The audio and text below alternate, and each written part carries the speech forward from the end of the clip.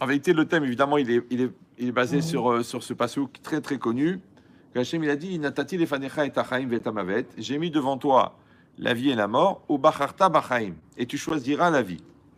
Maintenant, cette notion-là, c'est une notion très très très riche qu'on va essayer d'aborder simplement ensemble ce soir, mais de comprendre que quand Hachem, quand la Torah va dire Natati lefanecha et tachaim vetamavet, ça veut dire que le décor, il est posé. Maintenant, nous, on pourrait penser qu'il y a la vie d'un côté, la mort de l'autre, et de comprendre, est-ce qu'en vérité, ce sont des étapes, parce qu'au moment où la personne est vivante, et puis après, elle meurt. Ouais, il y a la vie et la mort. Ou non, en vérité, les deux, elles sont juxtaposées. La vie et la mort, elles sont en temps réel, dans le présent. C'est-à-dire, dans chaque présent, il y a toujours la vie et la mort. Alors, c'est pas pour dire qu'il y a des gens qui vivent et des gens qui meurent. C'est que chacun d'entre nous, devant lui, il a le choix. Il a un chemin de vie, un chemin de mort. Oui. Encore une fois, on n'est pas obligé de parler de la mort simplement en tant que fin de la vie, que quelqu'un il est vivant et il meurt. Non. En chaque instant, il y a une proposition qui s'appelle la vie, une proposition qui s'appelle la mort. Après, ce qu'il faut, c'est comprendre c'est quoi la définition de la vie et c'est quoi la définition de la mort. Par exemple, les Issourim, les souffrances, le Rav Dessler, il appelle mitaktana, petite mort. Ouais. Le rachat, le mécréant, il est appelé mort. Rechaim bechayim dikraim metim. Il est appelé mort. Pourtant, il est vivant. Tu le vois, tu parles avec lui. Ouais, il mange, il dort. Donc, et pourtant, il est appelé mort. L'ignorant, il est appelé mort. C'est bizarre. Celui qui ne connaît pas la Torah, il est appelé mort. Le Brel, il est appelé mort. Le Khmar, ouais. Le Rani aussi, il est appelé mort. Celui qui n'a pas d'enfant, il est appelé mort. Donc il y a plein de définitions de la mort. Après, il y a les définitions que l'homme lui-même donne. Ouais, tu vas chez quelqu'un, tu dis, écoute, ta femme elle est là, viens, on va parler, on arrange les choses. Non, laisse tomber, c'est mort. C'est lui qui a dit que c'est mort. Ouais, tu dis, ton fils, voilà, il est là. Bon, Hachem, il est là, il est dans la chambre. Écoute, il a dit qu'il t'aime et qu'il te respecte, mais qu'il a du mal à parler avec toi. Viens, on va lui parler. Non, laisse tomber. Il est orgueilleux, il veut pas parler, c'est mort. Mais c'est lui qui est orgueilleux. Vous avez compris ou non? Donc ça veut dire quoi? Ça veut dire que qu'est-ce qui fait que c'est mort? C'est toi. Donc la mort, c'est un état. La mort, c'est un comportement. La mort, c'est aussi un refus de l'avenir. Bah oui, parce que comment il est le mort? Il n'a pas d'avenir. Quand quelqu'un est mort, je ne sais pas si vous avez l'occasion de voir un mort, c'est très bizarre. Le gars, il est mort. Le pauvre, il est mort. Il est là, il est mort. Bon, il s'appelait Maurice. Bon, il est mort. Tu dis, Maurice, lève-toi. Il bouge pas. Il est figé. En plus, il fait la tronche. Tu dis, mais c'est honteux de se moquer des morts comme ça. Mais moi, je me moque pas des morts qui sont morts. Là, les pauvres, ils sont morts. Moi, je parle des morts qui sont vivants. T'as emprunté, rends. Non, plutôt mourir. Mais de quelle ville du Maroc tu viens, toi? Ouais. T'as tort, va t'excuser. Non, mon père, il s'est jamais excusé. Ok, mais ta mère s'est pendue. Ça veut dire que c'est quoi la logique de la personne qui tue la situation, qui bloque la situation? Et c'est pareil dans la Emouna. C'est quoi la Emouna? La Emouna, c'est la capacité de croire, qui est a priori l'opposé de voir. Parce que ce qui est voyant, tu le vois. Ce qui ne se voit pas, tu le crois. Vous me suivez ou non? L'avenir, par exemple, tu le vois pas, tu le crois. Ok? L'intelligence de ton conjoint, tu la vois pas, tu la crois. Bon. L'amour de ta belle-mère, non, je peux pas exagérer non plus. D'accord. Donc, c'est une blague, bien sûr. Hein. Vous avez bien compris que la réalité est bien plus grave. Alors, mais l'idée, c'est quoi? L'idée, c'est de comprendre que la Emouna, comme il explique le Rav Moshe Shapira, disent Avodat Midit, c'est un travail perpétuel. Les gens ils disent Ani ma'amin, no ma'aminim. On va à la synagogue tous les matins, on va à jouer les pains tous les étés. Ça veut dire on est des vrais religieux, d'accord? Non, ça suffit pas. Il faut faire évoluer la Emouna. Pourquoi? Parce que la Emouna, c'est un rapport de maturité que tu entretiens avec la réalité. Le problème, c'est que dans la réalité, il y a une partie que tu vois, une partie que tu vois pas. Maintenant, c'est facile, entre guillemets, d'être mature avec ce que tu vois, bien qu'il y a des gens qui sont même dans le déni de réalité. Mais il faut aussi être mature avec ce qui ne se voit pas. Maintenant, la maturité avec ce qui ne se voit pas s'appelle la Emouna. Maintenant, il dit, le Rav Moshe Shapira, que la Emouna, c'est l'espace que tu crées dans ton présent pour que ton futur existe. Je traduis pour les gens qui pratiquent le cerf-volant de manière régulière. Le cerf-volant. C'est pas grave. J'ai besoin des blagues pour savoir si vous suivez. Hein. Là, je suis limite déçu, mais bon, c'est pas grave. Non, je rigole. Ouais. Mais l'idée, c'est ça. Parce que les blagues, elles me permettent de voir si vous captez rapidement. Si vous captez bien, moi, je peux augmenter l'intensité et le nombre d'idées par minute. Mais si les blagues, vous les comprenez pas, Calva Homer, les enseignements.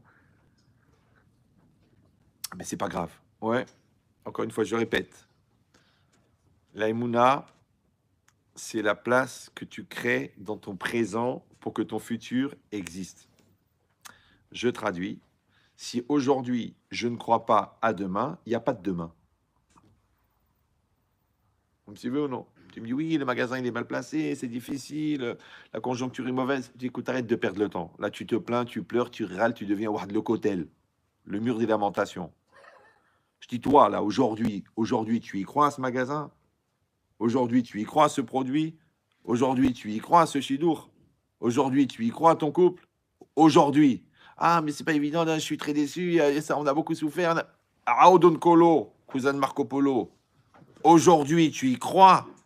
Ton examen, tu veux l'avoir? Le produit, tu vas le vendre? La maison, elle va se vendre? Ta femme, elle va tomber enceinte? Aujourd'hui, tu y crois ou non? Si tu dis j'y crois, ça veut dire que ce que tu crois aujourd'hui, donc ça va être ancré dans le futur. C'est comme les wagons. Quand tu vois des wagons qui passent, il y a un train qui passe. Donc c'est une locomotive, tu dis ok, il y a un wagon, ok, il y a un deuxième, il y a un troisième, il y a un quatrième. Maintenant, je vais vous le dire, je ne sais pas quel est votre niveau de connaissance technique de la SNCF, mais vous savez que le troisième wagon, il est accroché au deuxième. Ça, vous me dites si ça va trop vite au niveau abstraction. Ouais. Le deuxième, il est accroché au premier. Le premier, il est accroché à la locomotive. Ça veut dire que pour que le deuxième avance, il a fallu que le premier, il sacrifie une partie de son espace pour accrocher le deuxième. Voilà, voilà. Maintenant, chaque wagon, c'est une journée. Chaque jour, ouais, elle sacrifie un morceau pour pouvoir faire exister la deuxième. Donc, si aujourd'hui, tu ne crois pas à demain, il n'y a pas de demain. C'est pour ça que ça me fait marrer quand les gens ils viennent me dire « Oui, vous comprenez, c'est difficile, vous ne la connaissez pas, elle est folle, il est fou. » Attends. On va pas perdre le temps. Tu y crois à ce mariage ou non? Ah ben pourquoi je suis là? Il n'a pas répondu. Ça veut dire par l'absurde, ça veut dire qu'il veut que moi je lui dise oui, tu y crois. C'est-à-dire qu'en fait c'est moi qui crois. Mais moi la vérité, moi je dors bien la nuit. Hein. Votre couple, j'en ai rien à treuf. Oui. Ben, qu'est-ce que j'ai moi là-dedans? Moi je vais me rendre malade parce que vous êtes des incompétents. À partir de 2, c'est irrespirable. Incompétent. Oh, c'est pas grave. D'accord. Donc, je dis, moi, je vais bien. Baruch Hashem, on va bien avec ma femme.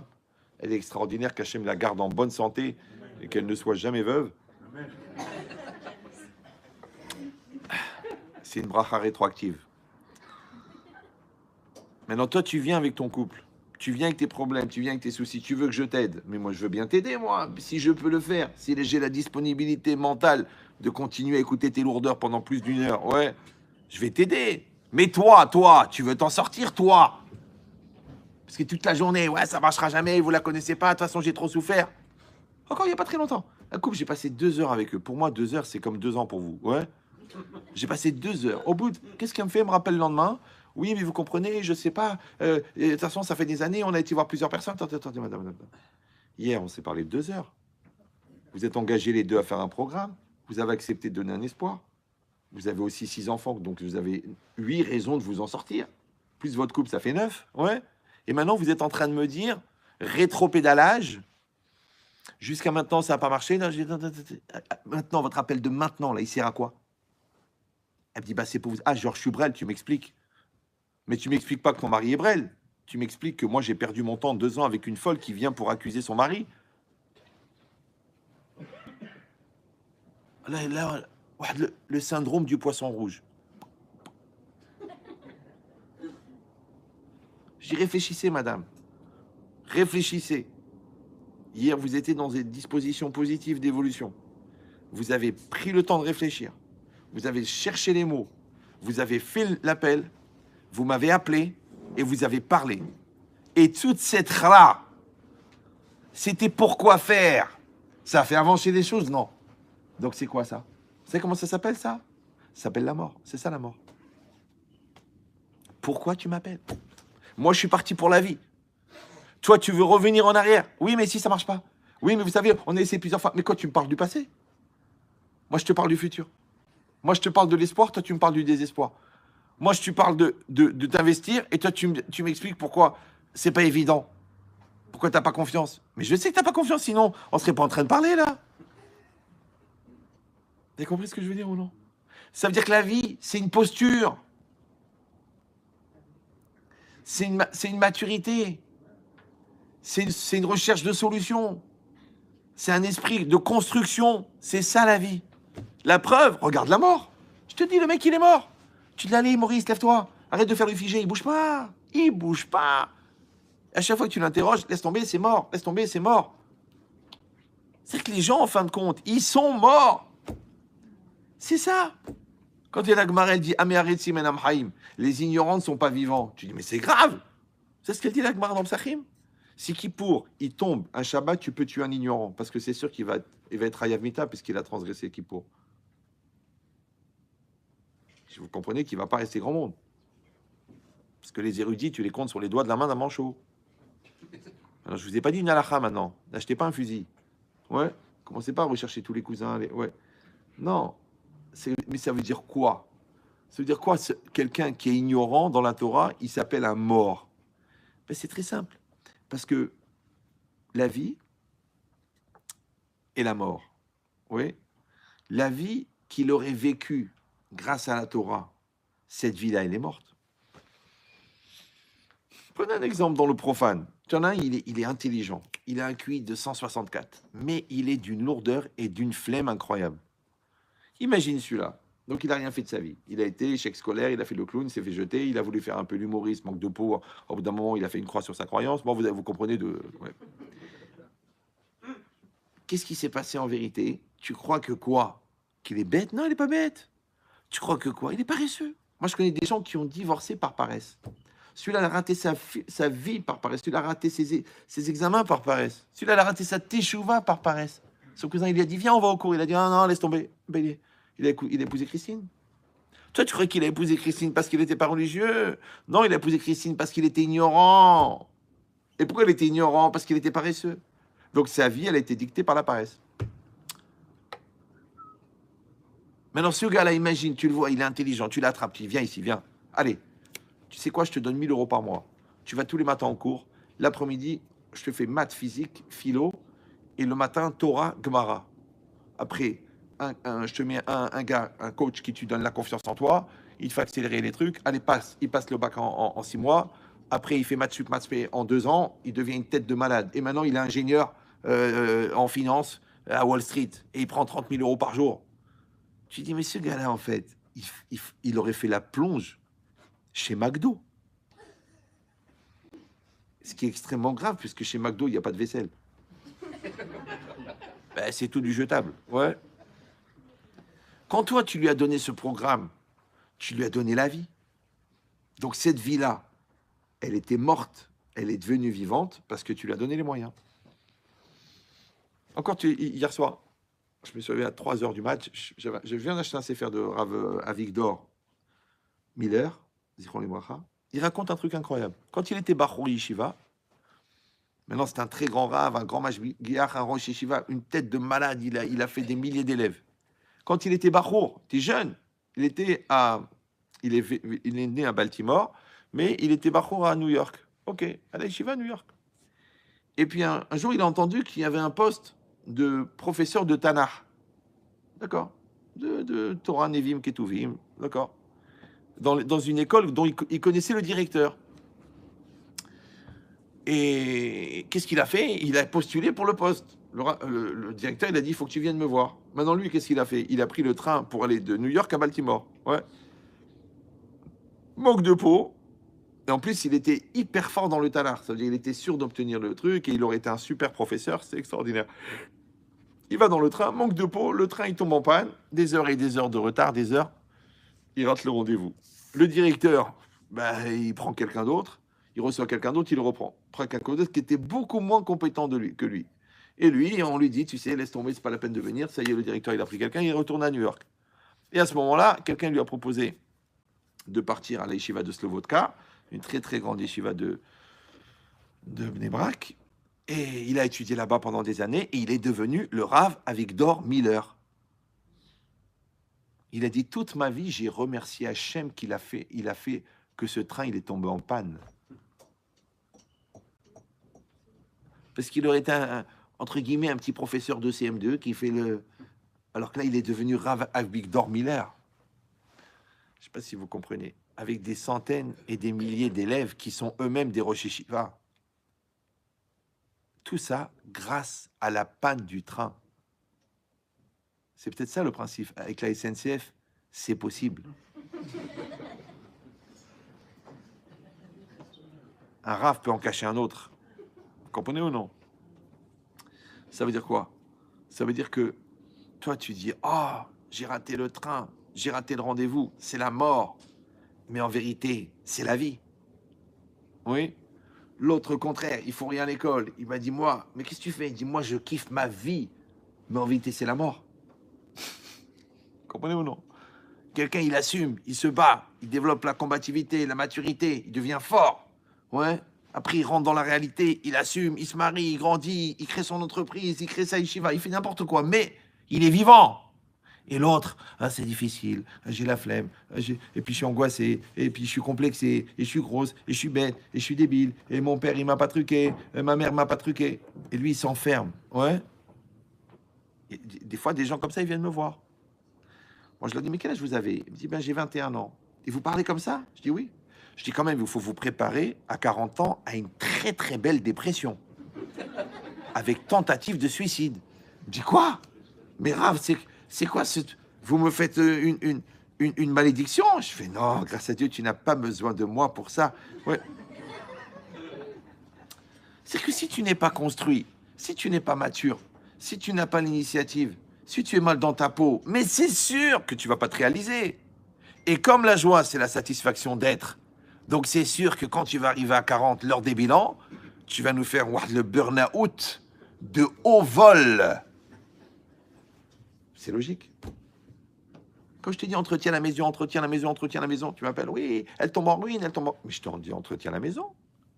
Ouais, je te dis entretiens ton couple, gentillesse, douceur, bonheur, petite surprise, voyage, restaurant, ambiance. Tu essayes de trouver le secret. Si tu le connais pas, tu demandes à Victoria, mais tu fais quelque chose, ouais.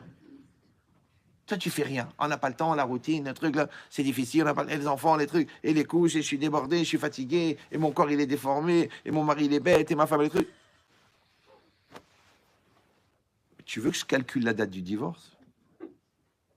Ah, Boutaï, c'est pas shoot. Ça, c'est le Rav de Castorama qui a dit ça. Vous l'avez connu ou non? Le Rav de Castorama, c'était un très grand Rav. Bon, ça a été repris après par le Rav de Leroy Merlin, le Rav de Bricorama. Il a dit un yesod extraordinaire. Il a dit tout ce qui est entretenu dure. Et tout ce qui dure est entretenu. Tu entretiens ta maison, elle dure. Tu entretiens ton couple, il dure. Tu entretiens l'amitié, elle dure. Tu entretiens ta religiosité. Tu vas à la synagogue tous les jours. Tu apprends la traduction du Kratchema. Tu te prépares pour l'Armida. Tu étudies tous les jours. Ta religion, elle dure. Le contraire. L'oraleno, simsileno. Tu entretiens ta dépression, elle dure. Tu entretiens l'idée que ton magasin il est mal placé, ça devient une réalité. Tu entretiens que tes parents ils t'ont jamais aimé. Tu sais quoi? C'est vrai. Et alors, tu as deux solutions. Soit tu développes deux boulets que tu vas traîner toute ta vie grâce à ton psy que tu lui as payé déjà 2 piscines. Soit tu dis au pire mes parents ils étaient maladroits.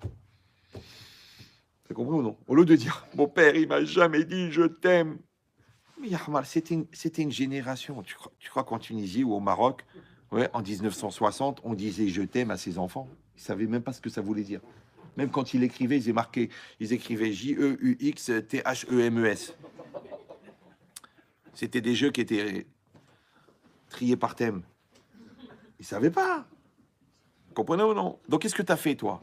Toi, tu as fabriqué une frustration sur un truc qui n'est pas réalisable. Tu as espéré qu'un oiseau allait écrire un poème. Et tu t'es angoissé. Et l'autre, il a entretenu. C'est vrai que vous avez été frustré. C'est pour ça que vous êtes mal dans votre peau. C'est pour ça que vous êtes angoissé. C'est pour ça que vous êtes triste. Non, non. Tu dis au pire, ils étaient maladroits. Ils étaient maladroits. Moi, je vois mon père, Zichron Ibraha. Il ne savait pas exprimer la tendresse, il ne savait pas. Lui, il faisait le marché, il payait le loyer, il travaillait du matin au soir. Bon, la vérité, chaque fois que j'écoute la chanson Mon Vieux, de Guichard, ou je sais pas comment il s'appelle, je pleure. Pourtant, je sais qu'il parle pas de mon vieux. Hein. Mais c'est ce que je te dis. Avec son par-dessus râpé. C'est que tu le voyais tous les matins partir, tous les jours.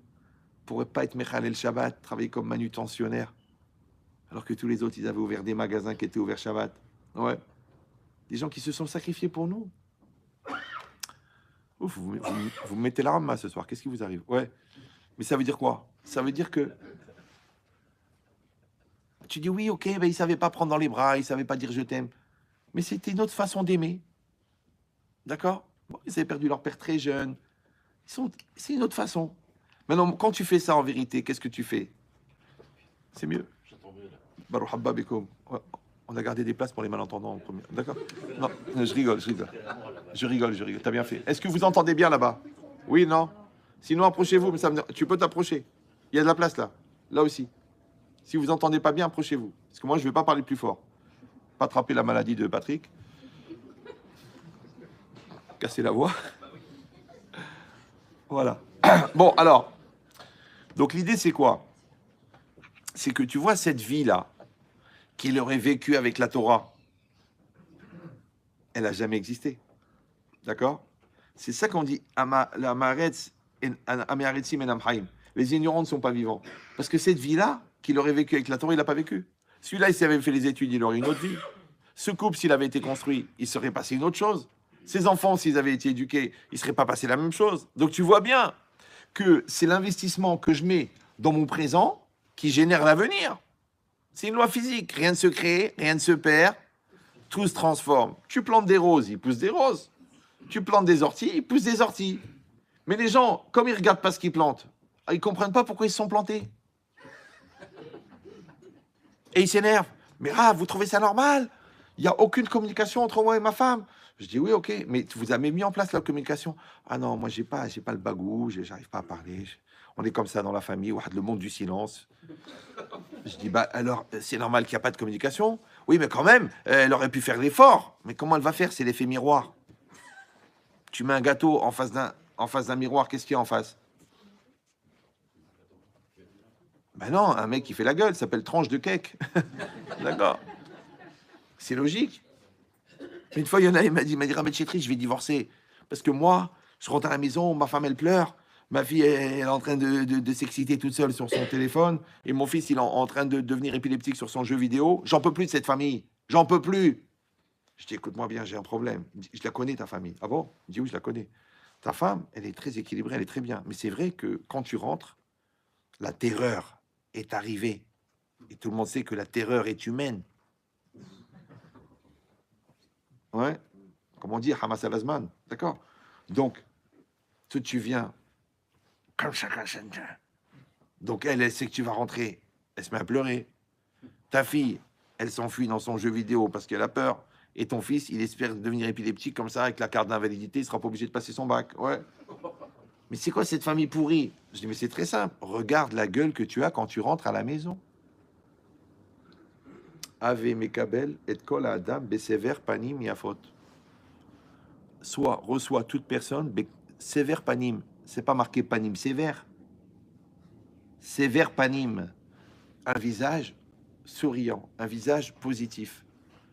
Même les goïms, ils disent, souris à la vie te sourira. Mais toi, tu rentres, tu fais la gueule. C'est vrai, les gens font la gueule. Je dis, mais qu'est-ce qu'il y a? T'as perdu quelqu'un? Ah non, j'ai raté le permis. Ah bon? Et toi, t'as attrapé un cancer? Non, j'arrive pas à vendre la maison. Ok, ça va, ça veut dire que c'est pas la date. Mais qui c'est qui connaît sa date? Même le président, il la connaissait pas. Le président, sa date. Oh. Il faut y aller, là. Il faut... T'as compris ou non? Le cerveau, il doit tac, tac, tac, tac. Vous savez que c'est... Rav Israël Salanter, il a dit que le premier interdit de la Torah, c'est d'être bête. Bon, il y a d'autres religions, c'est presque une mitzvah. Mais chez nous, c'est assourd. Ouais. Donc il faut être fif. Il faut être rapide. Tac, tac, tac, tac. Si vous allez dire, ah, c'est trop. Mais Rabotai, qui vous a dit que la vie, elle était lente? C'est vrai, non? Tu fais un bébé, tu te retournes, bar mitzvah. Ah, tu fais une fille, tu te retournes, tac, elle te dit, papa, je sors ce soir. Tu dis, eh, oh, oh, oh, oh, oh. Qu'est-ce qui t'arrive, toi? La vie, elle passe. C'est un des défauts majeurs du temps, c'est qu'il avance. Et les enfants grandissent. Les parents vieillissent. Les conjoints grossissent. Ah ben, tu peux pas lutter contre la nature. Ouais. Donc ça veut dire quoi? Ça veut dire que, vous voyez, cette approche-là, cette approche d'être dans la réalité, d'être dans la maturité, d'être dans la émouna, c'est ça la vie. Donc vous avez compris c'est quoi la mort. C'est pour ça que c'est marqué Natati lefanecha et achaim ve amavet, et abracha ve klala, la malédiction et la bénédiction. Ils sont là les deux. Ne dis pas chas v'shalom, moi je suis maudit. Non, non, non. Il y a la vie et la mort. Il y a la bracha, il y a la klala. Les deux existent. Comme Rachid explique, quand c'est marqué à Kol bidei shamayim chutz mirat shamayim, tout est entre les mains du ciel, sauf la crainte du ciel. Rachid explique là-bas, sur place dans Brachot, il dit Shnei drachim lifnei ben adam. Il y a deux chemins devant l'homme, le bien et le mal. Ouais, ils existent. Le chemin du bien, il existe. Le chemin du mal, il existe. C'est pas que, genre, le chemin, il est un, et il peut devenir un chemin de bien, un chemin de mal. Non, il y a les deux. Vous avez compris ou non? C'est-à-dire qu'il y a la bonne personne, l'argent cachère, la bonne rencontre, le business propre, la banque qui te fait confiance, les clients qui te suivent, la bracha, la tzlacha, la kedusha. Ça existe. Il y a l'autre côté. Il y a l'autre côté.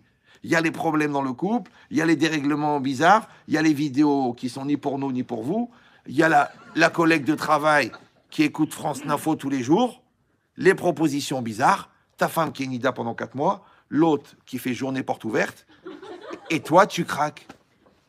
Les deux existent, c'est ça que les gens ne comprennent pas. Les deux existent. Alors il dit Rashi, ah, Oman Ishar le ben Adam, alors qu'est-ce qui reste à l'homme? Ratson. Il reste que la volonté. Comme la voiture. La voiture, c'est toi qui conduis, non? Tu dis, oui, mais l'arbre est venu vers moi. Non, non. Non. C'est toi qui as été vers l'arbre. Il faut accepter ça. Ouais. Tu sais quoi, ces gosses? C'est quoi, ces gosses? Ben, leur seul défaut, c'est que c'est les tiens. C'est quoi cette ambiance pourrie dans la maison? Bah, on est 50-50. Viens, on met de l'ambiance. Non. J'attends de voir si tu vas me rendre heureuse. Mais qu'est-ce que tu veux, des paillettes dans tes yeux ou quoi? D'accord? Donc chacun, il doit comprendre qu'à un moment, il faut y aller. Il faut y aller. Déjà, il m'appelle, me dit, Rav Chetri, je suis déprimé parce que la maison n'est pas rangée. Je dis, bah rangez-la. Elle me dit, ah, c'est encore à moi de le faire. Je dis, bah ne le faites pas. Elle me dit, alors quoi? Alors je vais crever. Je dis, mais vous avez crevé. Vous êtes bien parti pour d'ailleurs. Je dis, mais tu veux que ça soit rangé? Et c'est vrai, t'es une maniaque. Va, lave, nettoie, frotte les plafonds, fais briller les toilettes. C'est bien, et t'es heureuse. Tu dis, ah, la maison, elle est nickel. C'est bien. Eux, ils ne peuvent pas. Les ados, ils rangent pas leur chambre, c'est comme ça. Eux, ils pensent qu'elle est rangée quand elle est dérangée. Bon, mais aussi, ils sont dérangés alors que toi, tu croyais qu'ils étaient rangés. D'accord? Bon. Le mari, il dit, ah, écoute, moi, toute la journée, d'accord, faut m'oublier. Hein, d'accord? Tu viens pas me parler de trucs. Ok. Donc lui, il tombe dans le coma dans le canapé. Les deux autres, ils vont devenir cinglés sur leur téléphone. Et toi, au milieu, tu rumines. Tu t'énerves. Ouais. Tu vas revenir en guilgoule en vache. À force de ruminer. Et c'est un siman, parce que la première fois qu'il t'a vu, ton mari, qu'est-ce qu'il a dit? Oh la vache. En plus, Mina Shamaim, tu t'appelles Marguerite. Et en plus, tu étais convaincu que le bonheur est dans le pré. De là à construire la petite maison, non. À Botaï, c'est pas shoot. Que nous tenons les rênes de notre vie, nous tenons le volant de notre voiture, mais il faut décider. Tu vas dans le mur, tu vas sur la route, tu prends à droite, tu prends à gauche, mais arrête de dire c'est pas évident, vous savez pas ce que je vis, vous la connaissez pas, vous le connaissez pas. Arrêtez de penser que votre vie dépend de l'autre. Vous savez pourquoi? Parce que c'est vrai. C'est-à-dire que si toi, tu n'as pas atteint ce qu'on appelle en langage benchetrital l'autonomie existentielle, ce que les Chachamim appellent Baal Bechira, celui qui détient le choix, l'homme libre, la femme libre, si vous n'êtes pas construit assez, eh ben c'est sûr que vous êtes dépendant de l'autre. Mais vous n'êtes pas dépendant de l'autre parce que l'autre, il a un pouvoir sur vous. Vous êtes dépendant de l'autre parce que vous n'avez pas de pouvoir sur vous. Et quand vous êtes absent de votre vie, l'autre, il est présent.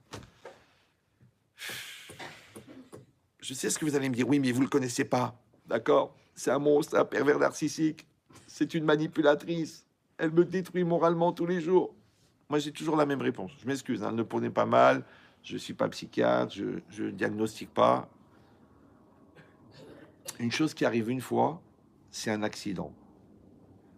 Une chose qui dure 10 ans, c'est un phénomène. Maintenant, le phénomène ne peut se perpétuer que si tous les participants au phénomène participent à la perpétuité du phénomène. Donc la première fois qu'il a claqué la porte, t'as pas réagi. Toi, la première fois qu'elle t'a insulté, t'as dit c'est pas grave, elle est nerveuse, c'est pour le shalom, t'as rien dit. Maintenant qu'elle te met des baffes aujourd'hui, c'est la suite normale. Grâce à Dieu, c'est un produit évolutif. Hitler, c'était un monstre, mais quand il était petit, il avait une seule ambition, c'est un jour de faire fureur. Vous avez compris ou non? Donc c'est quand il est petit qu'il faut le maîtriser. Le problème, c'est pas quand tu deviens insurmontable. Tu dis oui, mais j'espérais que ça allait s'arranger. Non, non, non, non, non. Ton instinct. Si tu as l'intelligence, tu as l'intelligence. Si tu n'as pas l'intelligence, tu as l'intuition. Si tu n'as pas l'intuition, tu as senti que c'était pas normal quand même. Et là, tu étais à un tel niveau de manque de respect de toi-même, de manque de valorisation personnelle, que tu étais convaincu que pour la paix, il valait mieux te taire. Tu dis c'est pour le shalom. C'est pas le shalom, ça. C'est son cousin, il s'appelle Chas. C'est deux cousins, Chas et Shalom. Non, tu tapes sur la table.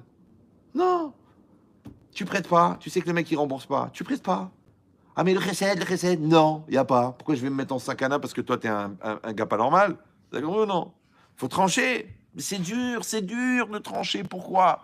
Parce que ça demande une certaine maturité. Audon Kolo, la maturité, c'est quoi? C'est pas l'âge que tu as, c'est l'âge que tu es censé avoir. Alors, comment tu deviens mature? En assumant la réalité. Donc, le bon Dieu, qu'est-ce qu'il fait? Il t'invite à une école qui s'appelle la vie. Dans cette école, il y a un proviseur, il s'appelle Hachem. Il te donne le programme, c'est la Torah. Et pour pouvoir acquérir les notions de la Torah, tu dois étudier la Torah. Mais ça ne suffit pas. Il faut aussi que tu fasses les exercices. Maintenant, les exercices, ils servent à devenir ce que tu as appris. Maintenant, une épreuve, elle te pose une question, toi, tu donnes la réponse. À chaque fois que tu réponds à la question, ouais, le cadre de ce questionnement, il s'appelle l'expérience. La dynamique que tu développes dans ce cadre-là s'appelle l'existence. C'est ça, exister, extérieur, ister, être à l'extérieur. C'est tout ce livre-là. Voilà, si vous voulez éviter de prendre du Prozac encore pendant 8 ans, vous lisez le livre. C'est exister, être à l'extérieur, ce qui est la définition de la vie d'après le Maharal de Prague. Maintenant, le cadre, expérience, la dynamique, existence. Maintenant, la résonance de l'existence pendant l'expérience, c'est la maturité. Donc, je traduis. Je deviens un élève de terminale pendant la classe de première. Notre couple devient un couple adulte pendant les années où on est un couple enfant. Ouais, je deviens un bon vendeur pendant les années où je suis un débutant. Donc, en fait, en assumant ma situation de débutant et en allant au taf, je grandis en maturité. La Gemara, c'est pareil. Plus t'en fais, plus t'es bon. Tu dis non, je continue à lire en français ou alors je paye un Kolelman. Mais toi, tu deviens pas Chacham. À un moment ou un autre, il faut que tu te retrouves seul devant la Gemara. La vraie solitude. Alors que toi, tu dis non, je mets le Dafayomi, je l'allume et j'attends. Et après, Radza Kadosh Baruch Hu, les Akot et Israël. Ou alors j'achète la Gemara, mais je tourne les pages. Parce que quelqu'un il m'a dit qu'il faut s'aérer les yeux avec le vent de la Torah. Ça rend intelligent. C'est marqué Ve'aer enenu betoratecha. Non, il faut que tu crèves. Tu prends ta Gemara en français et l'autre en hébreu. Tu prends celle en hébreu, tu marques les mots en français. Après, tu fermes celle en français et tu relis en hébreu. Et tu vas crever pour faire les 3 lignes. Et tu vas crever pour faire les 10 lignes. Et si tu travailles bien et que tu notes les mots, tu vérifies les racines, tu apprends le raisonnement par cœur et tu répètes 74 fois, peut-être dans 2 ans, tu ouvres une Guémara au hasard et tu arrives à savoir. Sinon, au Hachem, il y a des shurim. Mais à un moment ou un autre, il faut que tu te retrouves devant le texte. De la même manière, grâce à Dieu, il y a des chaises roulantes. Grâce à Dieu, il y a des lits d'hôpital. Grâce à Dieu, il y a des béquilles. Mais un jour, si Dieu veut, tu vas te lever. Tu dis oui, mais ça fait 6 mois que j'étais au lit. Donc les muscles, ils ont fondu. Il te le dit, le kiné. Monsieur, on va retravailler, on va faire de la rééducation. Donc on va commencer avec la chaise roulante. Et vous allez marcher 10 pas. Après, on va vous mettre avec les béquilles. Et vous allez faire des efforts. Maintenant, bizarrement, quand on va augmenter la volonté, on va baisser le soutien technique, la béquille. On va baisser la chaise roulante. On va baisser le lit d'hôpital. Mais si tu augmentes pas la volonté, ça marche pas. Or, la volonté, c'est une dynamique qui te confronte avec l'épreuve. Et l'épreuve, qu'est-ce qu'elle fait? Elle augmente ta maturité. Donc, si après 20 ans de mariage, on en est encore, vous les Tunisiens, vous les Marocains, t'as pas dit Shabbat Shalom à ma mère, c'est pas la recette de ma mère. 15 ans de mariage. Attendez, mais vous voulez être inscrit dans le livre de record des Brel? C'est quoi votre nom de famille? Jacques. Ah bah oui, Jacques Brel, restez concentrés, ne me quittez pas, d'accord? Ou tu dis non, tu dis à ta femme, écoute-moi bien, Jennifer, d'accord? Je veux plus de ces bêtises-là, j'en ai marre, je veux qu'on s'assoie, qu'on parle. Tu me dis ce que tu as sur le cœur, moi aussi je vais te le dire, ouais? Mais on fait dans un esprit positif. Et à partir d'aujourd'hui, on va maîtriser notre machine à dire de la lourdeur, à faire de la polémique, à envoyer des pics, et à faire du surplace, et à jouer le ballon, jouer le match. Et on va construire ce couple. Elle va dire, mais qu'est-ce qui t'arrive? T'as écouté un cours de Ben Chetrit ou quoi? Ouais, donc, ça veut dire... Et ça dans ton couple, ça s'appelle un strate de maturité, rentrer dans le monde adulte, plutôt que de laisser le couple enfant. Et ça s'appelle la vie. Non, je vais pas vous mentir. Parce que je sais, il y en a qui se pincent, qui disent, attends, pourvu que ça vienne. Ouais. D'où il connaît mon mari? Non. C'est qu'en fait, c'est une posture. Comme un enfant qui dit, écoute, papa, moi je me rappelle, mon père, le pauvre, il me payait des cours de maths. Et moi, je foutais rien. J'étais un glandeur. Mais mon père, il était couturier. Toute la journée, 8 heures par jour, sur la machine à coudre. Il me donnait 100 francs à l'époque pour que j'aille payer un cours de maths à 100 francs. Maintenant, le prof, j'écoutais pas ce qu'il racontait. Et en plus, je faisais pas les exercices. Donc, j'étais nul. Mais parfait, pas dire parfaitement nul. C'est pas, il y a des mecs qui sont nuls à moitié. Moi, j'étais nul. Bon, tu vois. Et un jour, j'ai eu de la peine. Je dis, papa, arrête de payer. Il m'a dit, mon fils, c'est pour toi, tu fais les études. Tu vas pas être comme moi sur la machine. Je dis, papa, arrête de payer, je vais travailler. Ça s'appelle un strate de maturité. Après, j'ai dit, maintenant, je travaille pendant les vacances. Donc, à 16 ans, j'ai travaillé à la bourse. Ça, avant, il y avait afficheur. C'est le mec qui marque le cours. 2 heures par jour, un petit salaire. J'ai dit à mon père, papa, ne me donne plus l'argent de poche. Je ne veux plus. C'est que j'avais honte de prendre l'argent de quelqu'un qui est en train de suer la mort pour que moi, j'aille les jeter comme un khmar. Maintenant, moi, je croyais que je faisais kiboud avahem. Mais en vérité, je grandissais en autonomie et en maturité. Après, j'ai réfléchi 8-9 heures par jour pour avoir une autonomie intellectuelle. Exprès. Pourquoi? Pareil, parce que je savais qu'à 19 ans, 20 ans, j'allais faire les plus grands choix de ma vie. Le niveau intellectuel, le niveau spirituel, les études que tu fais, le métier que tu fais, la personne que tu épouses, les enfants que tu auras. Donc j'ai dit, je vais pas commencer à réfléchir à ça à 19 ans et demi. Ils vont me dire, alors, qu'est-ce que tu veux faire de ta vie? Ben écoute, je sais pas, là, je suis encore avec la PlayStation ou avec les Bee Gees. Donc j'ai pas eu le temps de réfléchir. Et encore à l'époque, on n'avait pas les vitamines illégales, ouais. Enfin, c'était pas très à la mode. Donc aujourd'hui, c'est le contraire. Les naras, les jeunes, toute la journée, hein. Mais normal. Étudiant, pas étudiant.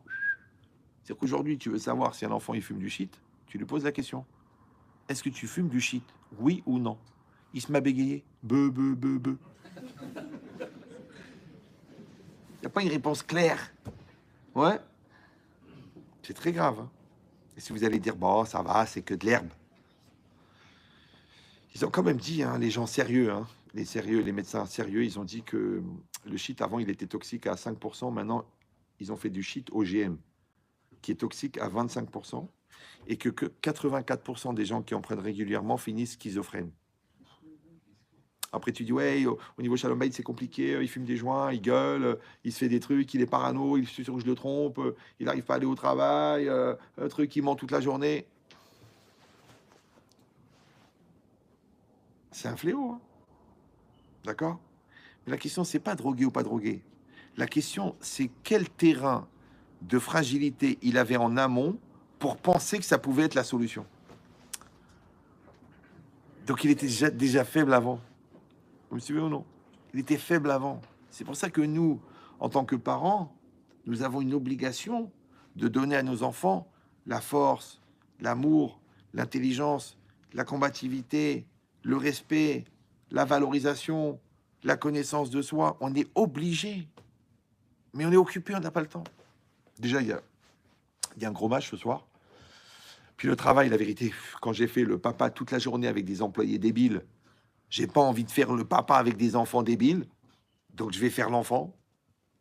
Quand l'enfant, il voit que le papa, il fait l'enfant, puis que le père, c'est le repère, il n'a pas envie d'apprendre à nager, parce que quand tu vois déjà que tes parents, ils se noient dans un verre d'eau, est-ce que tu as envie de devenir maître nageur? C'est pour ça que moi j'ai 62 ans, ça fait 35 ans que je suis dans le service, dans le Shalom Bayit, d'accord? Bon, j'en fais de moins en moins parce que j'ai plus vraiment la santé. Mais ceux qui vont faire le Shalom Bayit des ados d'aujourd'hui,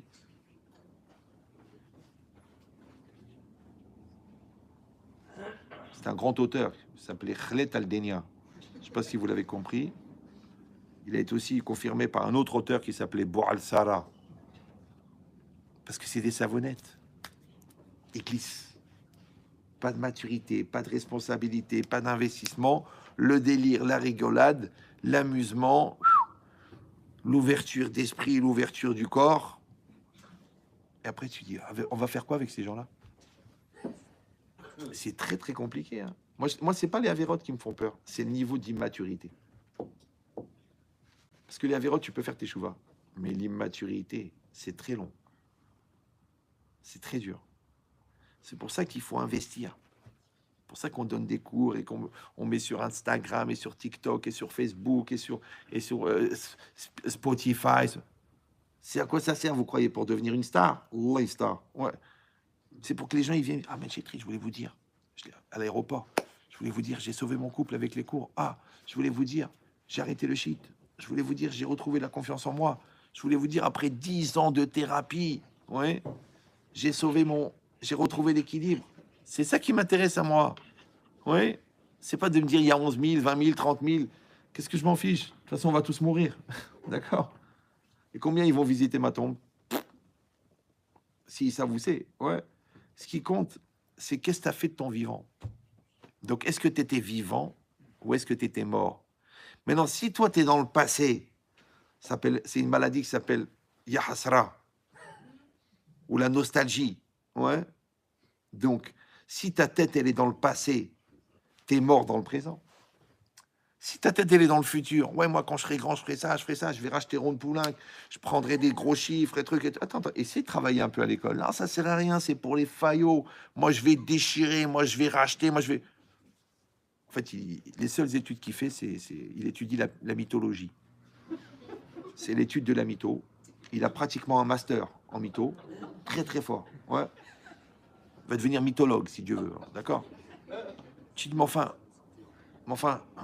Ephraim, tu fous rien de la journée. Mais ça sert à rien, tout ça. Tout est dans la tête. T'as raison, c'est comme Esav. Sa tête, elle est partie dans le Marat Marpella. Et tout le reste est resté à la poubelle. D'accord? Donc ça veut dire quoi?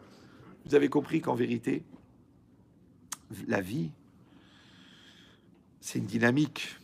La vie, c'est une maturité. La vie, c'est un investissement. Alors, comment on appelle ça, nous? En un mot, Hirat Shamayim. C'est ça, la Hirat Shamayim. Les gens, ils croient, Hirat Shamayim. Détends-toi, t'es la Meknes, d'accord? Donc, non. La Hirat Shamayim, la crainte de Dieu, c'est quoi la crainte de Dieu? La crainte de Dieu, c'est une conscience exacerbée de l'existence et de l'intervention de Dieu dans ta vie perpétuellement. Donc je répète, c'est une conscience exacerbée, c'est-à-dire un très haut niveau de conscience qu'on appelle l'hyperconscience, que Dieu existe, d'accord?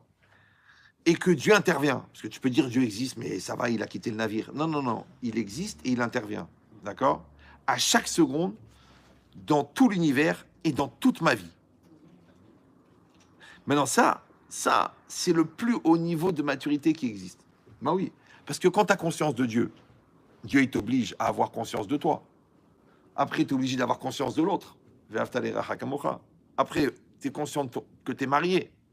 Après, tu es conscient que tu as des enfants. Parce que la Torah, elle t'oblige. Velimatemotam. D'accord? Donc, en fin de compte, la conscience de Dieu oblige la conscience de tout. Et en vérité, qu'est-ce que c'est un homme?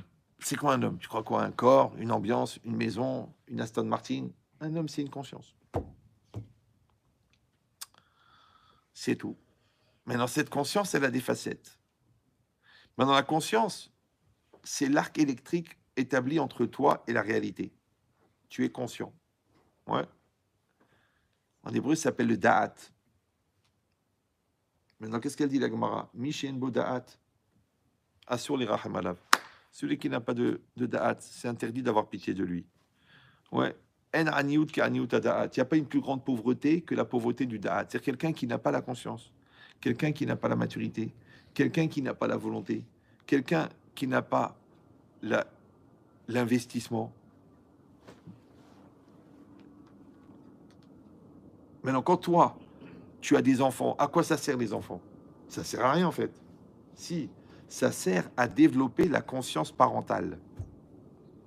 Maintenant, la conscience parentale, c'est une facette de ta personnalité qui va apparaître en assumant tes enfants. Donc, plus tu vas assumer tes enfants, plus tu vas développer la conscience parentale. Vous me suivez ou non? Tu es marié, à quoi ça sert? C'est pour développer la conscience maritale. Tu travailles, c'est pour développer la conscience professionnelle. Tu te coupes de l'autre, c'est pour avoir la conscience de l'autre. Ça s'appelle l'empathie. Tu pratiques la Torah, c'est pour avoir la conscience de Dieu. Donc en fait, la conscience, elle se passe à l'intérieur, mais l'acquisition de la conscience, elle passe à l'extérieur. L'intérieur, il s'appelle le lève, ouais. Et ce qu'il faut faire rentrer dans le cœur, c'est la connaissance. Maintenant, la Torah, elle ne parle pas à 3 heures, elle dit 2 mots. Vayadarta, va'ashevota, levavecha. Tu sauras, donc c'est obligé d'apprendre. Tu es obligé d'étudier la Torah. Ouais, parce que tu ne peux pas inventer. Tu peux inventer l'honnêteté, tu peux inventer l'interdit de meurtre, mais tu ne peux pas inventer les tefilines, tu ne peux pas inventer la kedusha, tu ne peux pas inventer le mikvé. Ouais. Donc tu apprendras. Et ensuite, va'ashevota el levavecha. Tu ramèneras la chose à ton cœur. Le cœur, c'est quoi? C'est ton intériorité. C'est ton moi profond. C'est ton subconscient. Donc tu pratiques avec ta femme gentillesse, douceur, sympathie, dépense. Après, accepter la différence, le dialogue, la communion. Mais pourquoi faire? Pour que ta femme, elle rentre dans ton cœur. Donc, Vayadarta, tu vas connaître ta femme, elle va rentrer. Va chez Vota, elle va vecha. Tu la fais rentrer dans ton cœur. Pareil pour ton mari. Je ne vais pas faire tous les exemples en bisex. D'accord? Donc toi, tu t'occupes de tes enfants. Pourquoi la Torah? Éducation, patience, répétition, explication, savlanout. Pourquoi faire? Pourquoi? Mais qui crève, il n'a qu'à grandir tout seul. Tu crois que le lion, il est derrière son fils, grandit? Non. Pourquoi? Parce qu'en fait, l'enfant est une occasion pour le parent de devenir adulte. Bah oui, parce que quand t'es célibataire, tu peux dire je suis magnifique et tous les autres sont des débiles. Quand tu te maries, c'est encore plus simple parce que tu as quelqu'un accusé. Donc en fait, c'est l'autre qui est folle et moi je suis bien. Mais les enfants, tu peux pas tricher. Avant, on pouvait dire mon fils, il est beau comme moi, il est bête comme ma femme. Ça marche plus aujourd'hui. À cause de la génétique. Maintenant, si toi, tu as fait ton auto-analyse, donc tu te connais. Comme tu te connais, tu peux retrouver aussi la facette de toi qu'il y a dans ton conjoint, puisqu'on est complémentaires. Ouais. Et puisque les deux, on se connaît, alors on est capable de voir la facette de nous qu'il y a dans l'enfant. Parce que je dis, mais qu'est-ce qu'il est têtu? Mais qu'est-ce qu'il est têtu? Mais c'est quoi ce têtu? C'est normal d'être têtu comme ça. Et c'est possible qu'il soit têtu à ce point. Ça, c'est un têtu, ça. C'est pas un têtu, ça. Il est pas fou, ce têtu, là. Excuse-moi, t'es pas têtu, toi, par ça? T'as compris ou non? C'est-à-dire que l'enfant, il me renvoie quelque chose. Donc quand je vais pratiquer l'enfant, je le pratique. Je voudrais lui donner l'amour de la Torah. Mais vous savez très bien qu'on ne peut pas vendre ce qu'on n'a pas en stock. Donc je suis obligé d'avoir l'amour de la Torah. Je veux que l'enfant il prie à la synagogue. Mais moi je suis en train de parler avec les copains pendant Kaddish. Après tu dis, oui, je comprends pas. Il a fait l'école juive depuis qu'il est petit et il vient même pas à la synagogue. Mais pourquoi faire pour te voir parler avec tes copains pendant Kaddish? Donc l'enfant en vérité, il t'oblige à devenir ce que tu es censé être. Le conjoint c'est pareil. Mais Zavdim, la dame, les filles Maasav. On te fait épouser quelqu'un selon tes actes. Maintenant, les actes, c'est quoi? C'est le relief de ta personnalité. Maintenant, si vous prenez ce qu'on appelle l'empreinte inversée, vous prenez une basket, vous la mettez dans la terre, vous l'enfoncez bien, vous la ressortez. Qu'est-ce qu'il y a dans la terre? L'empreinte. Maintenant, l'empreinte, elle est l'inverse de la basket. Donc, ce qui a un relief dans la basket, ça fait un creux dans l'empreinte. Ça va?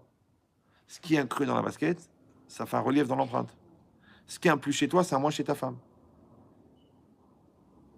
Ce qui est un moins chez toi, c'est un plus chez elle. Après, complémentarité. Tu dis, oui, mais ça, c'est difficile, ça s'appelle la différence. Oui, mais la différence, ou elle rapproche ou elle sépare. Si tu l'utilises, ça rapproche. Si tu la subis, ça sépare. Ah ben, vous la connaissez pas, vous savez pas ce que j'ai souffert, il est fou, ça marchera jamais. Ok, c'est quand même intéressant. Parce que toi, socialement, tu as 74 millions d'amis, elle a 83 millions, et les deux, vous entendez pas. Mais d'une manière complètement irrationnelle. Or, l'irrationalité d'une relation, c'est le premier symptôme de l'intervention du Yetzer Hara. Parce que ce qui n'est pas rationnel, c'est qu'il n'y a pas de rationnel. Et le rationnel, c'est quoi? C'est le raisonnable. Le raisonnable, c'est la raison. Et le raison, c'est la date. Donc, quand il n'y a plus de date, il y a de l'irrationnel. C'est QFD. Ce que fait Dieu. Je sais, vous vous dites, mais depuis quand il connaît mon mari? Non, c'est pas ça le problème. C'est quand je parle de vous, pensez à l'autre. Il ne faut pas penser à l'autre, il faut penser à vous. Chacun, il doit apprendre pour lui. C'est ça le projet. Parce que moi, c'est pas Chazvé Shalom, je suis en train de vous juger ou de vous démonter. Moi, je parle de moi. Et vous, vous assistez à mes problèmes personnels par voyeurisme. Ça veut dire qu'il n'y a pas l'espoir de faire évoluer un enfant si tu n'évolues pas en même temps. Donc, il n'y a pas l'espoir de faire évoluer un élève si tu n'évolues pas en même temps. Et Talmidi Marim Kebanim. T'as compris ou non? Ça veut dire qu'en fait, tous les apprentissages, encore une fois, le conjoint, les enfants, le travail, tous les apprentissages, c'est fait pour quoi?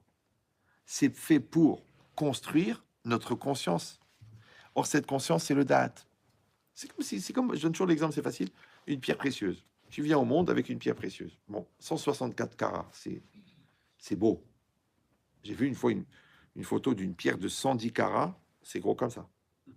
110 carats. Mais non, cette pierre, elle est brute. Qu'est-ce que tu vas faire toute ta vie? Tu vas tailler la pierre. Comment on taille la pierre? C'est très simple. On prend un panneau comme ça, un plateau qui est rond. Sur ce plateau, il y a de la poussière de diamant. On accroche la pierre avec une pince et le plateau, il tourne. Ouais. Et quand on approche, eh ben, ça va frotter sur le diamant et ça va faire apparaître une facette du diamant. Voilà. Donc, vous avez compris. Le plateau qui tourne, c'est la vie. Le diamant, c'est toi. Le rapport entre le diamant et le plateau s'appelle l'expérience. Et l'expérience, par résonance, elle va faire apparaître une facette de ta personnalité. Ça va?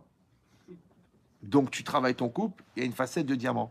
Donc là, tu travailles la patience, là, tu travailles la compréhension, là, tu travailles la solidarité, là, tu travailles l'honnêteté. Malheureusement, ça marche dans les deux sens. Si tu pratiques la malhonnêteté, ça s'inscrit chez toi. Si tu pratiques la cruauté, ça s'inscrit chez toi. Si tu es complice de ta dépression, tu es de plus en plus dépressif. Vous comprenez ou non? Si tu voles toute la journée, tu deviens de plus en plus voleur. Si tu mens toute la journée, tu deviens de plus en plus menteur. Ça veut dire que l'apprentissage, ça marche dans les deux sens. Parce que rappelez-vous que quand vous allez dans un immeuble, il y a l'ascenseur et l'escalier. Oui. L'escalier, Il n'y a pas un escalier A pour monter et un escalier B pour descendre. C'est le même escalier.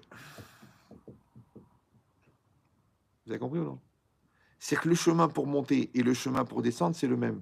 Le chemin pour sauver ton couple et le chemin pour divorcer, c'est le même. Sauf que dans celui-là, tu montes, dans celui-là, tu descends. Il faut juste choisir. La vie ou la mort. Ça va? Je sais ce que vous allez me dire.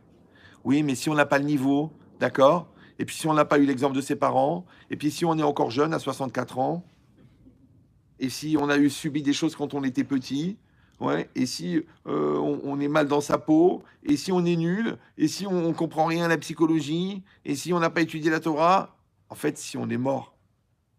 Alors écoutez-moi bien, ne le prenez pas mal, je vous adore, vous avez sacrifié une soirée télé pour venir écouter. Vous savez que jusqu'à la mort, on est encore vivant. C'est un très très grand inspecteur de police qui a dit ça. Ouais. C'est pas grave. Ouais. Donc, jusqu'à la mort, on est vivant.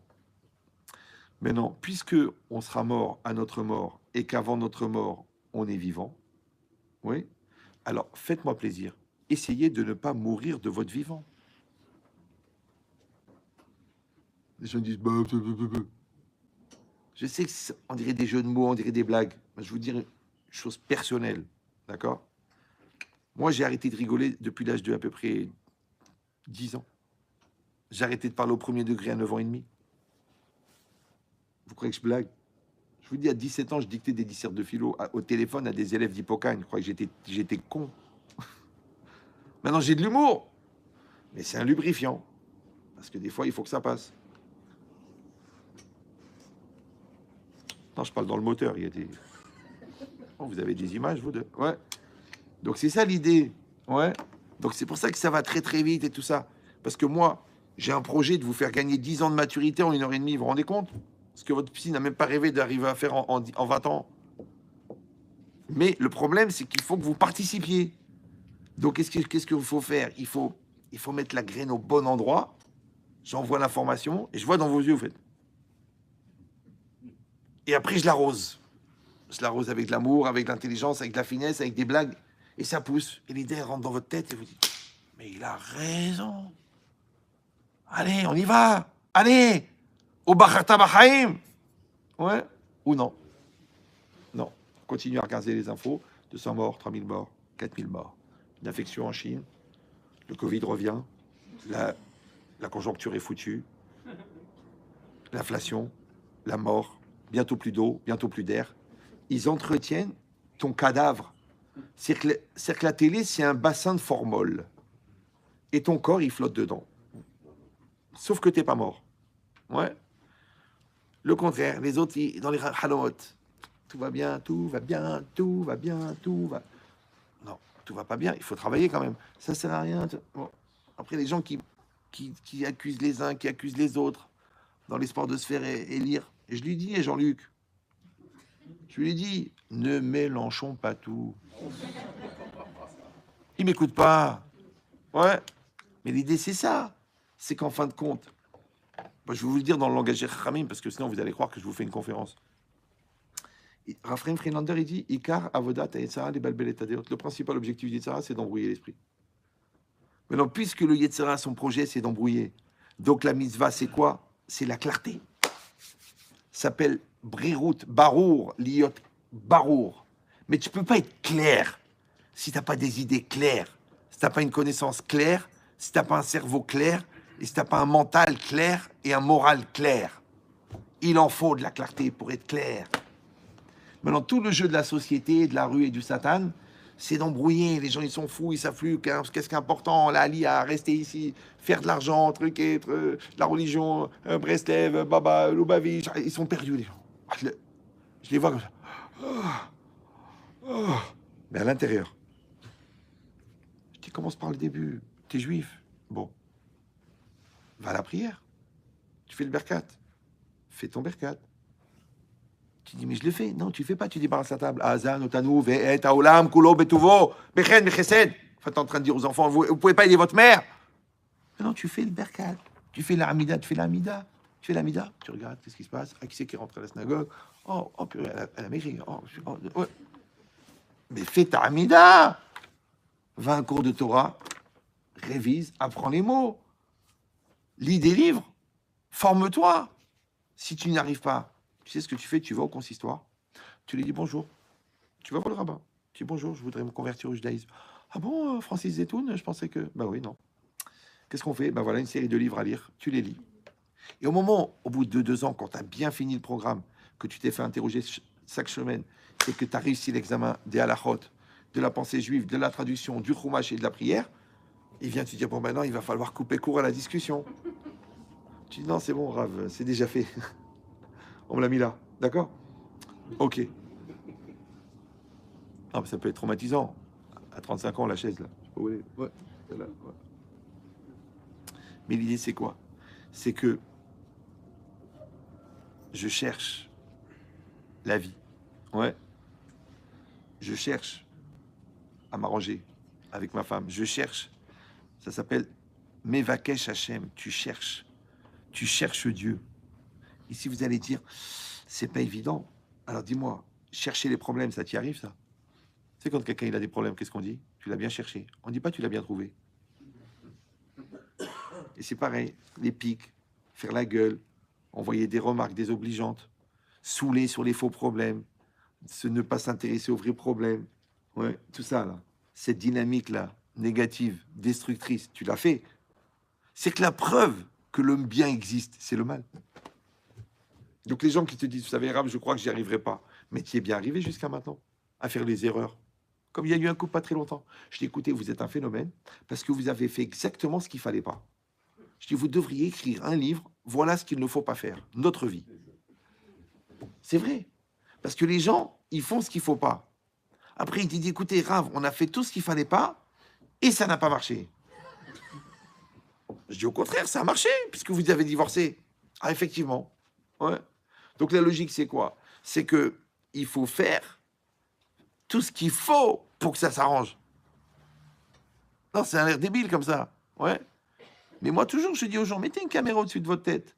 Chaque fois que vous voulez dire quelque chose, faire quelque chose, penser quelque chose, vous dites, c'est mauvais pour le couple ou c'est bon? J'ai promis que je rentre à 8 heures. La cliente, elle vient à moins quart. Je vais arriver en retard. Je base la cliente ou je base ma femme? Tu dis, oui, mais c'est une cliente. Ok, PAC. Piège à... C'est parce que tu as promis de rentrer à 8 heures que le Satan, il a envoyé la cliente à 8 heures moins quart. C'est parce que tu as promis à ton fils que s'il travaillait bien, tu allais lui offrir un vélo, que hier soir, la veille de la fin du trimestre, il a frappé sa sœur. Pour que toi, tu aies l'épreuve, est-ce que je lui annule la promesse parce qu'il a frappé sa sœur, ou je lui tiens la promesse parce que je lui ai promis le vélo, et à part ça, je lui mets la télécha pour sa sœur? Cette question-là, ouais, parce que toi, tu dis, mais Rav, je ne vais pas lui donner un vélo alors qu'il a frappé sa sœur. Ok, mais toi, tu lui avais promis que s'il travaillait tout un trimestre, tu lui donnais le vélo. La Gemara, elle dit, tu promets un enfant et tu fais pas, tu lui apprends à mentir. Tu dis, oui, mais sur le moment, j'étais tellement énervé. Mais qui c'est qui peut avoir l'intelligence d'organiser qu'au moment où tu dois tenir ta promesse, le gosse, il fait une gaffe qui te casse l'envie de tenir ta promesse, si c'est pas le Satan?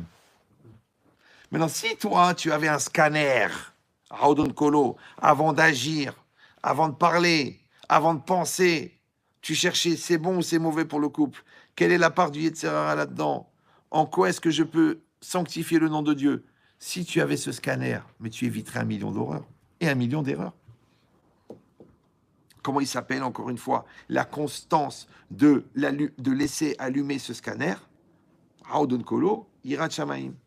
Et ça, c'est un très haut niveau de conscience qui s'appelle aussi la vie. Par contre, quand toi, tu dis j'ai pas envie de réfléchir, tu fais le mort. Quand tu dis bah, je suis très énervé, c'est comme ça, tu fais le mort. Quand tu dis j'ai pas envie de me remettre en cause, tu fais le mort. Donc, tu as choisi la mort.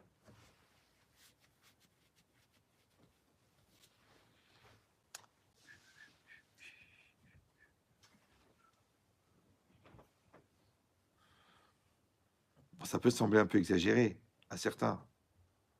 C'est pour ça qu'on a créé les antiseptiques. Les médicaments antiseptiques pour les sceptiques. Voilà. Mais moi, en vérité, je vous dis gentiment ce que la vie, elle vous crie, mais que vous n'entendez pas. Parce que la mida la plus dure à atteindre, d'après moi, je ne suis pas comme vous, je ne suis pas un spécialiste des midotes. Hein. Moi, ça fait plus de 50 ans que je travaille mes midotes, donc je n'ai pas votre niveau. Mais je dis que la mida la plus dure, c'est la remise en cause. Donc évidemment que quand le discours, il te remet en cause, c'est dur de se remettre en cause. Pourquoi? Parce que j'avais expliqué ici la remise en cause, je me rappelle, non? Ça vous dit rien? Bon, je vous explique. Les cours, ils ne sont pas faits pour être écoutés tous les 2 ans.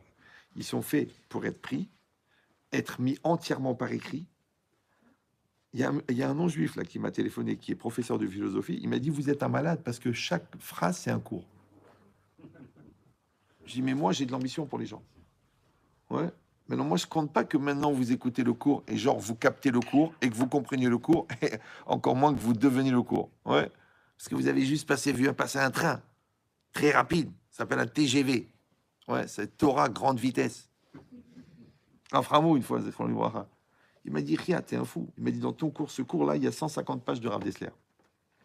Tu peux me dire, un mec qui ne sait pas étudier, combien de temps il va mettre pour étudier 150 pages de Rav Dessler? Mais même quelqu'un qui sait étudier, combien? Vraiment étudier, 5 ans. Je n'ai pas dit lire. Étudier vraiment Youn, 5 ans. Tu peux me dire comment tu vas faire 5 ans d'études en 1h30?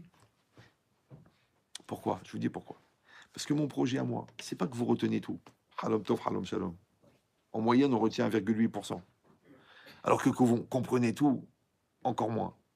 Ce qui compte, c'est l'impact. Comme tu fais une campagne, tu envoies 400 000 mails. C'est combien il y a de retour? 5%. Tu dis, mais s'il y a 5% de retour, envoie 5% de mails. Mais non, ça ne marche pas. Donc, c'est pareil, je vous envoie la Torah, je vous envoie la psychologie, la philosophie, l'humour, la science, la physique, la Kabbalah, pendant 1h30. Et après, c'est l'impact qui m'intéresse. Vous rentrez chez vous, vous dites à ta femme, allez, viens, on va parler. Vous dites à votre fils, allez, on va changer d'approche. Allez, au travail, on va arrêter de faire du forex et des embrouilles. Oui, c'est ça qui m'intéresse, moi, c'est l'impact. C'est pas la culture. Pourquoi, encore une fois? Parce que le projet, c'est Vayadarta, va Hashevota, Eleva Vecha. Maintenant, je sais que vous n'avez pas tous l'occasion de faire 15 ans de Kollel, je le sais. Et je sais que vous n'avez pas, dans les 15 ans de Kollel, l'occasion de faire 8 ans d'intégration personnelle, je le sais. Donc, ça arrivera jamais, quoi. C'est foutu.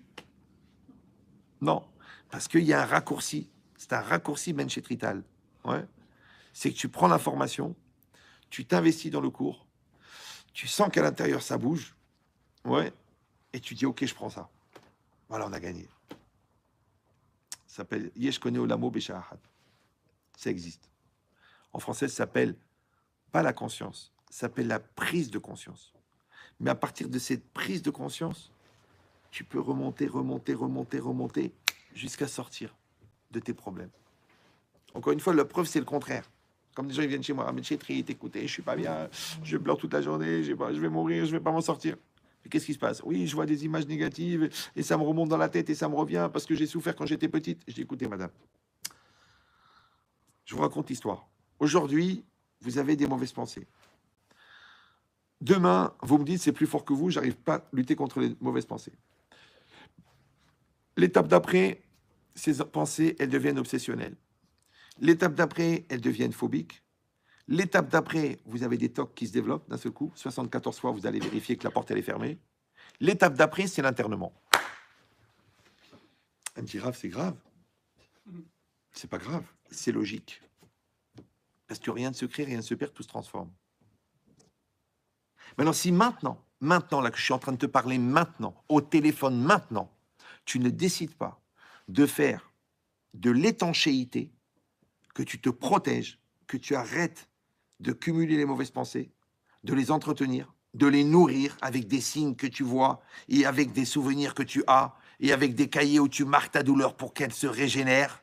Si tu n'es pas dans cette dynamique de sortir du trou, tu vas finir à Sainte-Anne. Elle m'a dit, mais Rav, vous êtes dur. Puis je ne sens pas que vous me comprenez. Je ne veux pas te comprendre. Je veux comprendre la fille qui veut s'en sortir. Je ne veux pas comprendre la fille qui veut s'enfoncer. Parce que comprendre, c'est comme prendre. Ça s'écrit comprendre. Mais ça s'écrit avec un M. Si vous l'écrivez avec un N,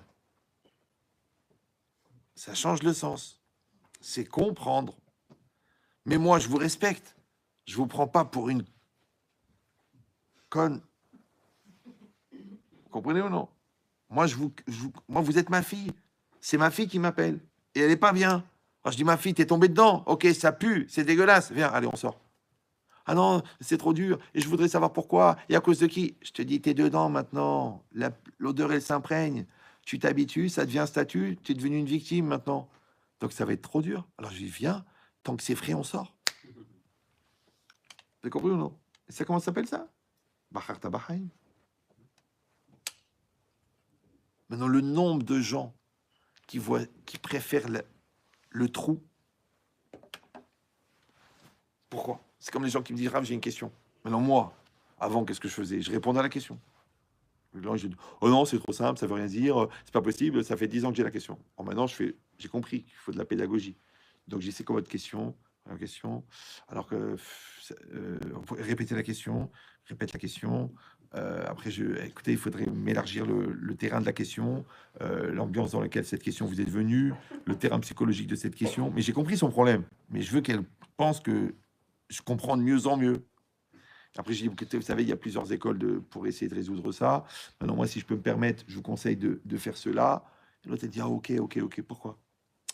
Parce qu'en fait, sa question, c'était pas une question, c'était un problème. Mais elle avait honte de dire qu'elle avait un problème. Donc, elle dit qu'elle a une question. Maintenant, moi, il faut que je trouve le problème qu'il y a derrière la question pour donner une solution au problème au-delà de la réponse à la question. Sinon, qu'est-ce qu'elle dit? Elle dit, ouais, Laura, il n'a pas compris mon problème. Mais tu lui as pas dit que tu as un problème, tu as dit que tu as une question. C'est de la malhonnêteté. Donc, toi, tu dois comprendre le problème qui est derrière la question. Comme la Gemara le raconte. Ouais. Il y a monsieur, le Rav, il était en train d'enseigner les lois de Pessah. Ah, il est venu, il a dit, est-ce qu'on peut remplacer les 4 verres de vin par 4 verres de lait? Le Rav, il a dit non. Et il lui a sorti une bourse d'argent, il a dit, tiens. Et il est parti.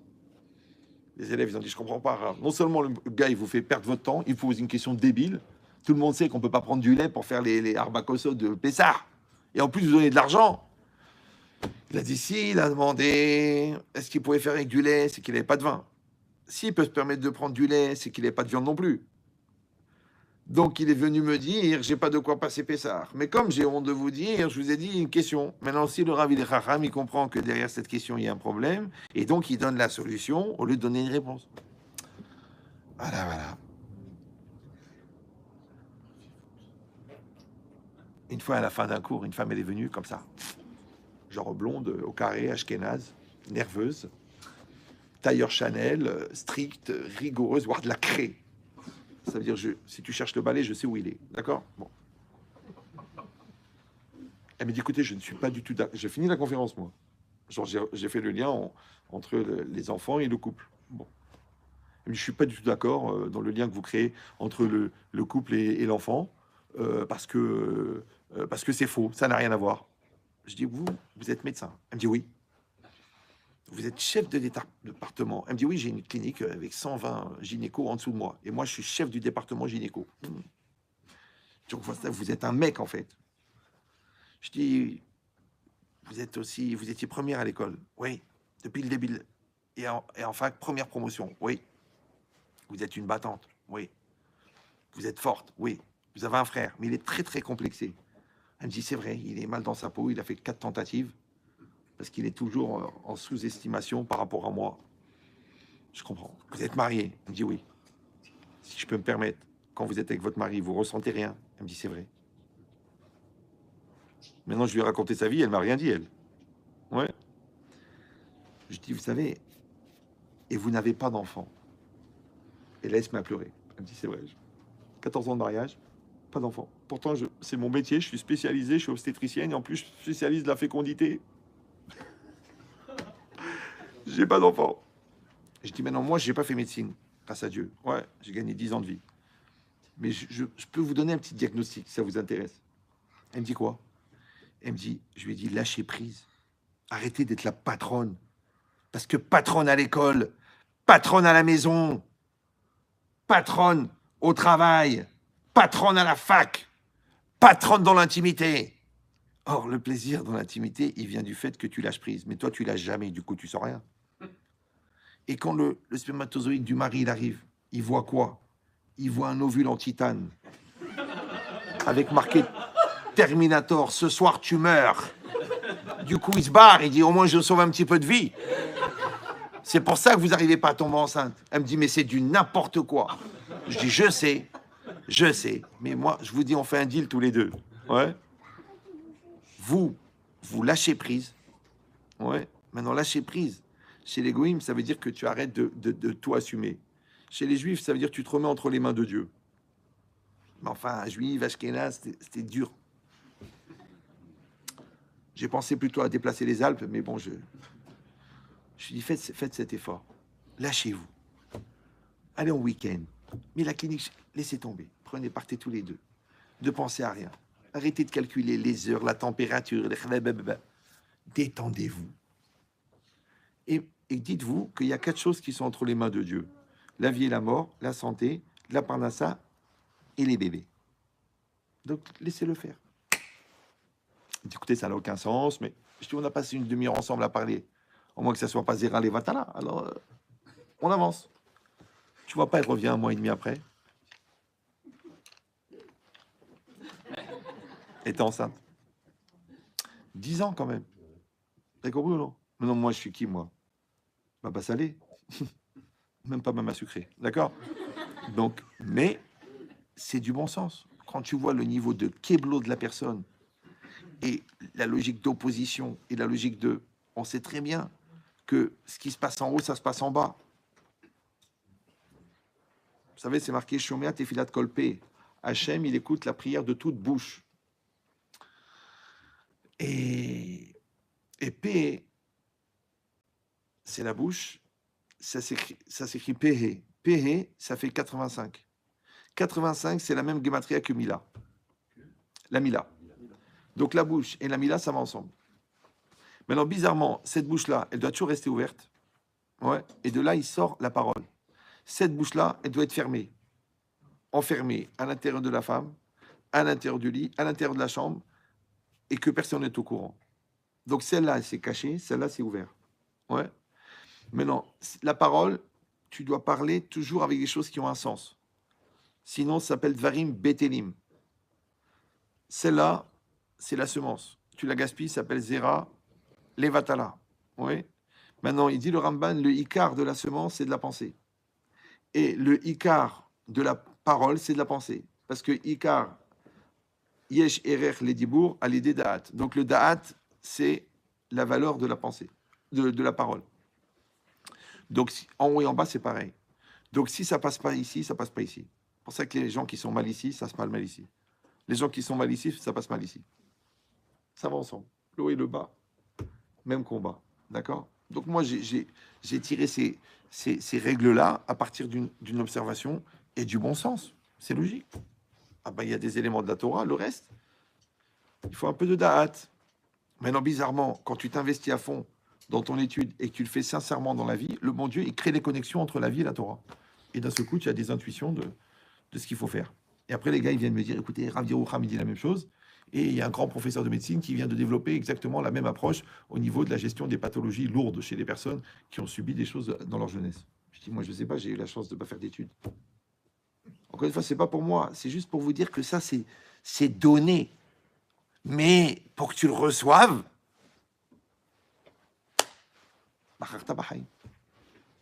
c'est que le jour où les gens ils vont savoir tout ce que la Torah te donne en cadeau, c'est marqué les Anchil au Havaï Yesh.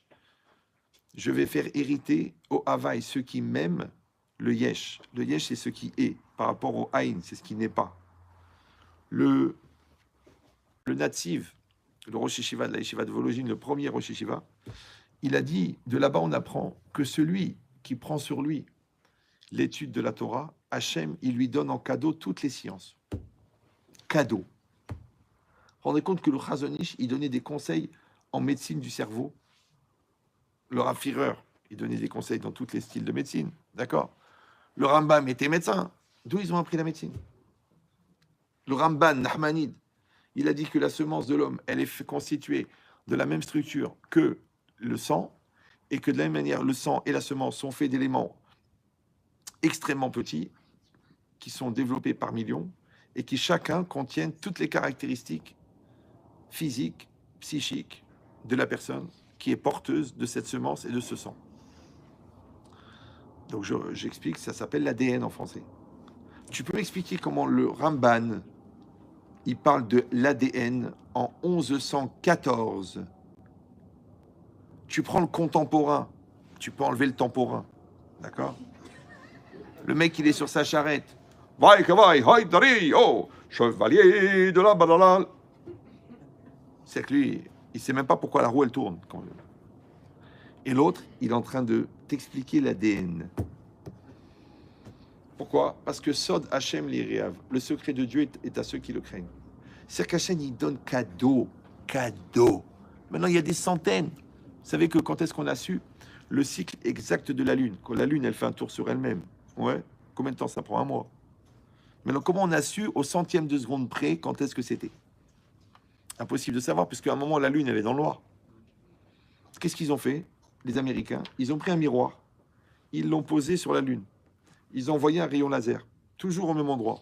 Quand la Lune, elle a fait un tour complet, il y a eu le reflet. Et le reflet, il leur a donné le cycle exact de la Lune au centième de seconde. Ça va? Le problème, c'est que le temps du cycle lunaire, il est écrit dans la Guémara depuis 1800 ans au centième de seconde près. 1800 ans. Oh, oh, oh. C'est que le CNRS, vous connaissez le CNRS, non? Centre national de relous sympathiques, d'accord? Ils sont loin, ils démarrent, blablabla. Ouais, c'est loin, mais il y a des centaines d'exemples. Comment c'est possible? Je sais la question que vous allez dire, eh ben il faut leur dévoiler. Non, ils sont bien avec C8 et M6. Tu vas les embrouiller, les pauvres. Ouais. Mais l'idée ici, elle est claire. C'est qu'en fait, tout ça, c'est donné, c'est gratuit. Je vous dis, moi, j'ai pas fait d'études. Encore une fois, je veux pas vous dire qui je suis. Pour vous dire que moi, j'ai fait que le bac. Après, je suis rentré à la yeshiva. Bon, c'est vrai que j'ai un peu réfléchi avant la yeshiva. Et c'est vrai que j'ai bien appris la yeshiva et que j'ai bien cherché toujours la profondeur dans la Torah et qu'après, j'ai donné des cours qui m'ont obligé à côtoyer des gens qui, eux, n'étaient pas du monde de la Torah et que moi, j'étais obligé d'aller chercher dans ma connaissance de la Torah pour répondre à des questions de physique, de chimie, de psychologie, de psychanalyse, de force de vente. Ouais, mais en vérité, je vous dis les secrets. Il y a la lettre et il y a l'esprit. La lettre, c'est ce qui est écrit. L'esprit, c'est ce qui relie les lettres. Si toi, tu as l'esprit, tu peux facilement comprendre la lettre et tu peux facilement transmettre la lettre puisque tu as l'esprit. Mais les gens, qu'est-ce qu'ils font? Ils cumulent les connaissances. Ils apprennent. Mais c'est pas apprendre qu'il faut, c'est devenir intelligent. Ouais. Parce qu'il y a la Mishnah, il y a le Passouk, il y a la Mishnah, il y a la Gemara. Le Passouk, tu apprends ce qui est écrit, tu ne touches pas une lettre. La Mishnah, c'est les lois. Mais la Gemara, c'est quoi? Regardez Rashi. Ouais, l'imtso ta'am les davar. Tu dois trouver le sens de la chose. Pourquoi c'est comme ça? Qu'est-ce que c'est la propriété? Comment c'est la responsabilité? Comment ça fonctionne? Que je suis représenté par mon argent? Pourquoi dans le dommage? Pourquoi est-ce que tuer quelqu'un, c'est pas la même chose qu'enlever la vie? Comment ça fonctionne l'euthanasie? Mais comment tu vas comprendre ça? Tu te rends compte qu'ils se battent dans les colloques d'éthique médicale? Mais c'est écrit dans la Gemara. Je ne sais pas si vous sentez le niveau d'avance. Tout ça, c'est gratuit. Le Talmud, il est là. C'est toi, tes efforts et le rave. Évidemment, il faut un rave jeune parce qu'un rave âgé, ça marche pas. Et il faut apprendre. Ah, tu dis, mais c'est dur, il faut se casser la tête. Oui, c'est vrai. Mais encore une fois, le droit de Trebrel est constitutionnel. Moi, une fois, j'étais chez un tzaddik, malheureusement, les niftar, il s'appelait Rav Toledano. J'étais à Yerushalayim, et moi, j'avais l'habitude d'aller voir plein de tzaddikim pour prendre des brachot. Bon, parce que ce que je vivais, c'était tellement irréel que j'ai pas pensé une seconde que c'était mes compétences et mon mérite. Donc j'ai dit, c'est le bon Dieu, donc je prenais des brachot pour que ça continue. Bon, parce que c'était un truc qui n'était pas normal. Tu fais 3 cours à Marseille, il y a 750 personnes qui viennent au cours. T'as beau dire j'ai du charisme, mais il y a un truc qui va pas là. Bon, Hachem, c'est une belle vie. Donc je vais voir ce Rav et je lui demande une des brachot Et puis je vois qu'il avait plein de livres de Kabbalah. Alors je dis, Mazé, il m'a dit, c'est Anika Daftiet Kolze. J'ai écrit tout ça. Wow. Et puis je commence à parler un peu avec lui et tout. Et après, plus tard, Mina Shamaim, j'avais été pour marier un enfant. Et j'ai loué une maison. Et quand je loue la maison, chez qui je tombe? Mina Shamaim, chez le gendre de ce monsieur. Entre-temps, le Rav, il est niftar. Et le gendre, lui-même, il est Rosh Shiva. Ouais. Il me raconte, il dit, le Rav Toledano que vous avez vu, Zichron Ibracha, il est arrivé en Israël à 25 ans. Il était ingénieur. Complètement à côté de la religion. Zéro de chez Kodal. Il a eu un truc, il a eu un choc. Ça s'appelle le syndrome de Jérusalem. Il a dit, je vais étudier la Torah. Non, vous savez qu'à l'hôpital Adassa, il y a un département spécial pour le syndrome de Jérusalem. Ça n'arrive que à Jérusalem. Les gens, ils voient la muraille de Chine, ils voient Versailles, ils voient les pyramides. Mais des gens qui vont au Kotel, ils deviennent fous. Ils deviennent fous. En fait, il y a un choc de spiritualité que leurs fusibles nishmatiques ne peuvent pas supporter. Dans le négatif, tu te fais interner. Dans le positif, tu as une lumière qui traverse ta tête. Ce Rav-là, qui n'était pas Rav, ingénieur, je te dis, 25 ans. Je sais pas, il est arrivé dans les années 40 ou 50, j'en sais rien. Il a commencé à étudier, il ne savait pas lire, rien. Il a appris le Pshat, il a appris le Talmud, il a commencé la Kabbalah. Il est devenu un génie de la Kabbalah. Et je te dis, il a écrit une série de livres. Tu dis, ouais, mais bah, il avait 25 ans. Il a grandi dans une famille religieuse. Il a pris la Mishnah à 6 ans. Non, non, moi j'ai du cochon.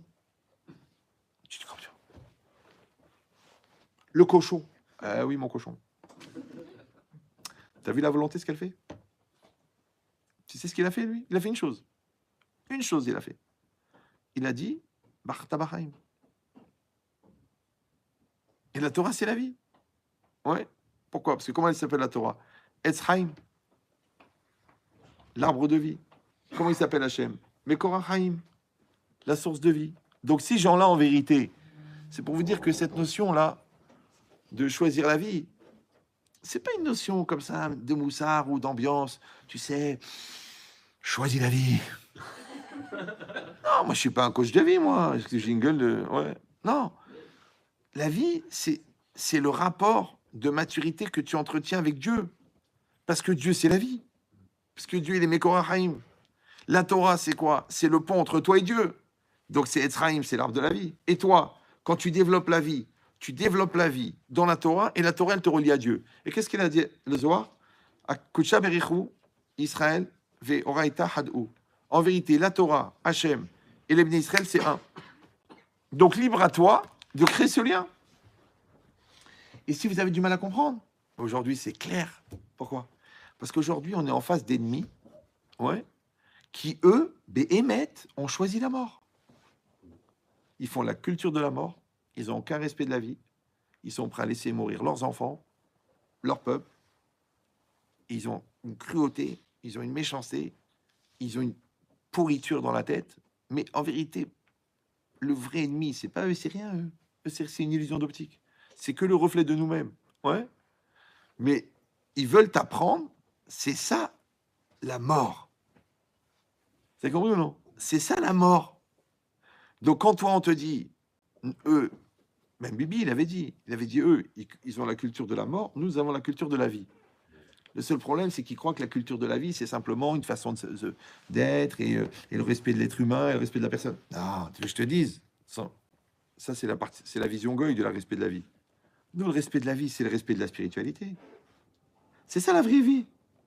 Ouais. La vraie vie, c'est la Torah. La vraie vie, c'est la Kedusha. La vraie vie, c'est l'intériorité des choses, c'est pas l'extériorité des choses. C'est ça la vie, vraie vie, en vérité. Donc vous allez dire, oui, mais tu te rends compte, ils ont pris des gens, ils les ont brûlés vivants. Ils ont pris des bébés, ils les ont brûlés vivants. Ok. Mais tu sais, un Mekoubal, quand il voit un juif qui aimait Halal Shabbat, tu sais comment il le voit? En train de brûler vivant. Quand tu vois une femme en maillot de bain, il la voit en train de brûler. Mais je dis pas ça pour vous traumatiser. Mais c'est la vérité. C'est que si nous, on a les vrais principes de la Torah, mais celui qui n'est pas dans la religion, mais des rabbinim, moi j'allais voir des rabbinim pour demander des brachot. Je dis, je veux une bracha pour celui-là. Il me disait, est-ce qu'il est chômeur Shabbat? Je disais non, il me dit, je peux rien faire. Je dis, comment tu peux rien faire? Je te demande une bracha, mais je peux rien faire. Je sais pas si vous... C'est comme vous ou non? Tu dis, mais alors à ce moment-là, on ne peut pas prier pour les non-religieux, on ne peut pas s'occuper d'eux. Bien sûr qu'on peut, moi, ça fait 35 ans que je le fais, moi. Moi, j'aurais pu être enseignant à Bnei qu'est-ce que je fous ici, là? Ouais. Parce que j'y crois, j'aime les gens, ouais. Mais je sais que c'est pas pour rien que les Chachamim, ils ont dit que la Teshuvah, c'est Begeder Triatametim. Quand quelqu'un fait Teshuvah, c'est considéré comme la résurrection des morts. Comprenez ou non? Et le rachat, il est appelé mort. Parce que Kilo Erpots Bemot Amet, Hachem, il dit, je ne veux pas la mort du mort. Et c'est qui la mort du mort? Alors, un mort, il est mort. Il dit, c'est le rachat. Le rachat, il est mort. Maintenant, c'est pas qu'il est condamné à mort, parce que la Torah, elle t'a dit, t'es mort. Tu as fait ça, t'es mort. Non, c'est que la personne elle-même, quand je lui dis, mais bouge-toi, il dit, laisse tomber, c'est mort. Ouais. Soit j'ai fait trop d'avérotes, soit ça m'intéresse pas, ça me saoule. Ouais. Mais ça veut dire que tu as choisi la mort. Maintenant, je vous dis un truc, après je vous laisse tranquille, parce que il est 10h25. Et je sais qu'il y a la moitié de la salle qui prie pour que je m'étouffe. Donc, bon, peut-être les deux moitiés. Donc, à quelle heure on a commencé? Ah, c'est tard, c'est tard, c'est tard. Là, votre cerveau, il sature, là. Encore pire. Ouais. Écoutez bien ce que je vais vous dire. Mais ne le prenez pas mal, c'est que de l'amour. Mais il faut ouvrir les yeux un moment. Ouais. Vous savez, juste avant, le 7 octobre, vous vous rappelez, il y avait la grosse bagarre en Israël.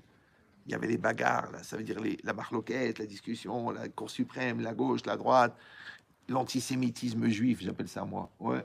Parce que pour traiter Bibi de nazi, il faut vraiment être antisémite. D'accord? Ok, t'es pas d'accord, mais oh, les gens, ils se frappaient dans les familles, dans les trucs. Ils souhaitaient la mort. Il faut voir le niveau de la marloquette qu'il y avait, qui était incroyable. Les journaux, évidemment. Lainara, en Israël. Tu lis des articles de journaux de gauche, on dirait que c'est Hitler qui est en train de parler. Tu dis, c'est pas possible. C'est un juif qui parle. Ouais. Mais le problème, c'est que marloquette, ça veut dire la querelle. Ça s'écrit même chet lamet kuftav. Tu prends les 3 lettres du milieu, chelek. Chelek, c'est quoi? Séparé. Scission. La première et la dernière lettre, même tav. Met. La marloquette amène la mort. Ça va? Ok. Maintenant, le Ramban, il dit dans un autre langage. Je m'excuse pour les gens de l'Internet, je l'ai déjà dit dans plusieurs conférences, mais je suis obligé de le répéter. Et puis, c'est pas grave, au pire, vous comprenez mieux ce que vous avez entendu déjà. Le Ramban, il dit Bechol makom sheyesh pirud yesh mita. À chaque fois qu'il y a une séparation, il y a la mort. Traduction. Tu sépares le fruit de l'arbre, il meurt. Tu sépares un membre du corps, il meurt. Tu sépares la branche de l'arbre, elle meurt. Tu sépares l'homme de la femme, le couple, il meurt. Tu sépares les enfants des parents, la famille, elle meurt. Donc à chaque fois qu'il y a séparation, il y a mort. La marloquette, le vrai problème, c'est pas l'engueulade. C'est pas qu'on n'est pas du même avis, c'est qu'il y a une séparation. Et la séparation, elle amène la mort. La marloquette la plus marquante qui est connue dans la Torah, c'est la marloquette référence entre Korach et Moshe Rabbeinu. Moshe ici et Korach se sont querellés. Enfin, c'est Korach qui a cherché la querelle avec Moshe. Juste après, qu'est-ce qu'il y a eu? Une épidémie. Combien ils sont morts? 14 700. D'accord? Qui est-ce qui est mort? Les rabbins, les gens qui sont engueulés? Non. Les gens qui sont engueulés, ils sont morts. Et ils sont morts à part ça, des jeunes, des vieux, de la famille, des familles des gens. Qu'est-ce qu'elle dit, la Gemara? Écoutez bien.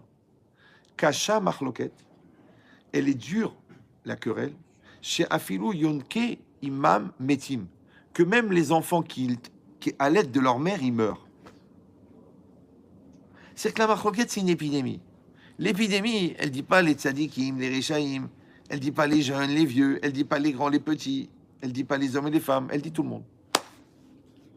Donc, moi j'étais là-bas le 7 octobre. Ouais. Bon, on savait pas grand-chose.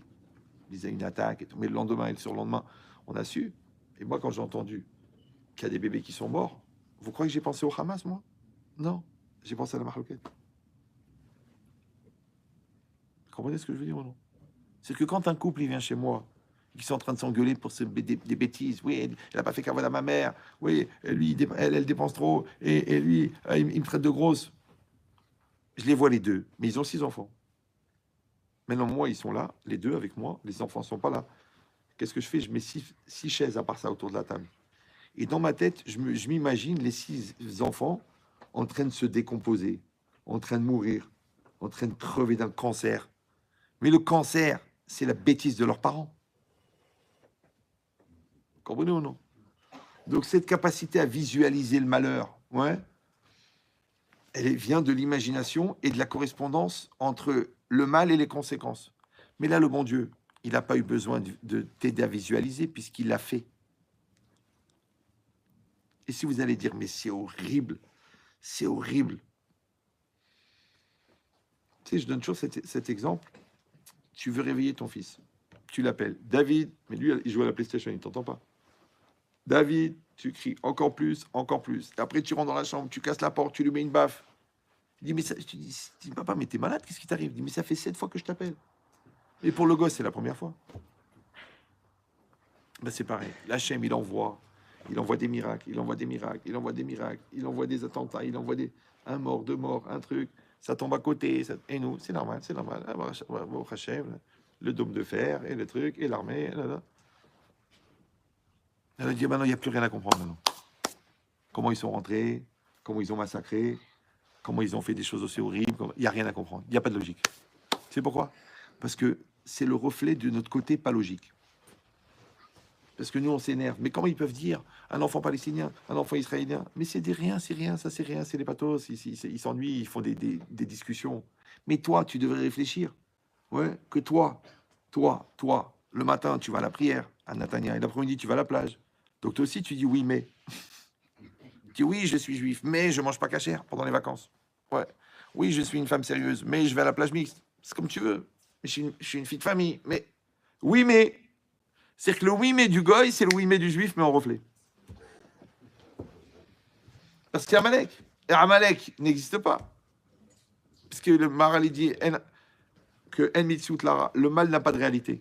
Donc le mal n'est que le reflet de nous, donc de l'absence du bien. C'est comme si à la maison, tu dis, mais pourquoi il y a la guerre? Pourquoi il y a la guerre à la maison? Parce qu'il n'y a pas la paix. Ah oui, mais c'est pas à moi de faire la paix. Ok, il y a la guerre. Tu dis, mais c'est quoi ces enfants? Regarde ça, ils sont mal élevés, ils se mettent des crottes dans le nez, ils sont pas sérieux, ils travaillent pas à l'école. Mais tu les as éduqués. Non, j'avais pas le temps. Bon, ils sont pourris. Donc c'est ça. C'est où ça, c'est la vie, c'est la vie. Quoi que nous, on se crève depuis qu'ils ont 3 ans. Arrange ta jupe, te tiens pas comme ça, va demander pardon à ta sœur, fais tes devoirs, sors-moi la Mishnah, apprends par cœur, répète. Eh ben, t'as cassé, tu répares, c'est toi qui vas nettoyer. Tu fais pipi sur toi. Enfin, c'est ce qu'il me faisait, moi, quand j'étais petit. Il me faisait laver mes culottes. Je peux te dire que tu fais attention quand tu t'essuies après. Hein. Alors, qu'est-ce qu'on dit aujourd'hui? Le pauvre, il est jeune, ah, il n'est pas capable. Ah, c'est pas grave, je suis là, je vais m'en occuper, je prends sur moi. Mais il a 34 ans. Il a 34 ans. Vemi chez Bodat, assure les rachem alav. Celui qui n'a pas de date, il est interdit d'avoir pitié. Pourquoi? Parce que ta pitié, elle lui sert de conscience. Donc comment il va développer la sienne? Comprenez ou non? Donc le mec, tu lui dis, écoute, mon fils, tu as fait 10 ans d'études, tu payes ton loyer. Ah mais papa, c'est difficile, je m'en sors pas, j'ai pas confiance en moi, j'arrive pas à prendre un travail, j'ai peur d'avoir des refus, c'est pour ça que j'envoie pas les CV. Toi, écoute-moi bien, JH2, jeune Hmar au carré. Je vais t'appliquer une bracha, très grande bracha, que Rav Israël de Sarcelles, diront les bracha, il faisait au Hatanim après le mariage. Il y a combien de brachas dans le mariage? 7. Lui, il faisait 8. C'est quoi la dernière bracha? Tu sais pas? Débrouillez-vous. Dbrorosom. Débrassek. Débrouille-toi. Démerde-toi. Tu dis oui, mais c'est pas évident. Rien à faire. Va te débrouiller, va laver le parterre. Va. Attends, mais j'ai fait 5 ans de médecine. Eh ben, c'est pas grave. Fais travailler chez, je sais pas moi, fais de la sécurité, va être chômeur dans un mariage. Tu te payes ton loyer. Maintenant, toi, tu dis, ouais, c'est de la cruauté. La mère, elle dit, mais je comprends pas, c'est mon fils, je vais le laisser dans la souffrance. Mais oui, c'est comme ça qu'il va devenir mature. Comment il va faire un bébé, celui-là, il a le même âge que le bébé. D'accord ou non? Ben, c'est exactement pareil. Hachem, il nous propose la Torah, il nous propose la paix. C'est pourquoi les attentats, ils sont arrivés en France? Vous savez pourquoi? Parce que c'est l'endroit où il y a le plus de judaïsme. Il y a le plus de judaïsme. On est compte qu'à Paris, dans le 17e, c'est très dur pour les goïms de manger taref. Tellement il y a de restaurants cachers. Tu te rends compte, toutes les yeshivot, tous les baté midrashot, tous les rabbanim de valeur, ouais. Et les gens, ils dorment. Ils font des bar mitzvot pas cachères. Ils t'organisent des voyages le samedi. Ils t'organisent des boîtes de nuit à Marrakech pendant Pessah. Pour que les gens ils puissent faire les mitzvot pendant le Seder et les avérotes pendant la semaine. Organisés dans les journaux. La nuit de fou, le truc. C'est ce qu'ils ont dit, les Marocains. Ils ont dit qu'il y a eu le tremblement de terre parce que les Juifs, ils ont venu, les avérotes qui faisaient à Ibiza, ils sont venus les faire à Marrakech. Ah, bataille. Il faut se réveiller. Comprenez ou non? Maintenant, moi, je ne vous ai pas dit de devenir des chassidim ou là de... Non, ce que vous faites, faites-le bien. Et ce que vous ne faites pas, faites-le mieux. Qu'est-ce que c'est? Au moins, couvre-toi la tête le vendredi soir pour le kidouche. Putain, je suis pas religieuse. Et alors, tu veux revenir en guilgoul en crapaud? Là, c'est vrai, vu que toute ta vie, tu dis, ah, j'en ai bavé, j'en ai bavé. Donc, le vendredi soir, tu dis à ton chéri, mon amour, ça ne te dérange pas, je vais mettre un foulard. À la limite, c'est joli. D'accord? Et si vous n'avez pas de quoi payer, vous faites un casse. Non, ça s'appelle les foulards casse. Bon, d'accord. C'est vrai qu'il faut faire un casse pour se les payer. D'accord? Donc, c'est pareil. Toi, viens un peu plus tôt. Pourquoi tu viens juste à la shkia? T'attends que ça soit l'heure de Shabbat pour rentrer chez toi à la maison. Ouais. Pourquoi? Après, mets les tefilines. Ah, c'est pas évident, j'ai peur de m'étrangler. Mais il faut pas les mettre là. Les gens ils me disent, je suis prêt à faire Shabbat, mais ça tombe samedi. Je vais pas te proposer de le faire le dimanche, puisqu'on a fait une croix dessus. Ouais. Ils disent, le kasher, c'est très cher. Ouais, c'est très cher. Et le cancer, c'est moins cher. Allez, arrête de faire la l'abruti, va. Mange kasher. Ah, tu dis, oui, mais c'est des voleurs. Ben, c'est pas grave, ils iront au Guéhinam pour les prix qu'ils nous ont vendus. Ouais. Mais nous, on a fait ce qu'on avait à faire. On a acheté le kasher, on a mangé kasher. Et c'est bien. Donc, ça veut dire que chaque chose, en vérité, on peut le faire. Et si vous allez dire, oui, mais quand même, ça reste difficile. Alors, vous savez, on a chacun son épreuve. Il y a des jeunes de 19 ans, leur épreuve, c'est tuer ou être tué à Gaza. Et nous, notre épreuve, c'est se lever ou non à la prière. Tu veux qu'on échange des épreuves? C'est de mettre une jupe là ou une jupe un peu plus longue. C'est ça ton épreuve? Oui, mais c'est pas évident, parce que comment les gens ils vont voir que j'ai maigri? Et puis je suis belge, je veux que tout le monde le sache. Journée porte ouverte. Ouais.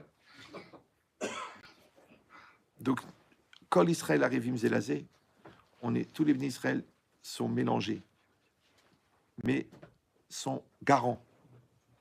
Parce que Aref, ça veut dire garant. Mais Aref, ça veut dire mélanger, Meourav. Donc les destinées des uns des autres sont reliées.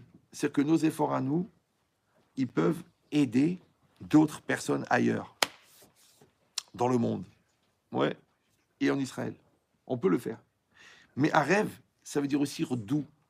Dans la prière de la Birkat Torah du matin, Ve'arevna Hashem Elokecha et Divrei Torah Techa. Ouais. On prie que la Torah soit douce pour nous, soit douce pour nos enfants. Maintenant, comment le mot Arev, il peut vouloir dire doux, mélangé et responsable, garant. Donc, je vous donne la réponse.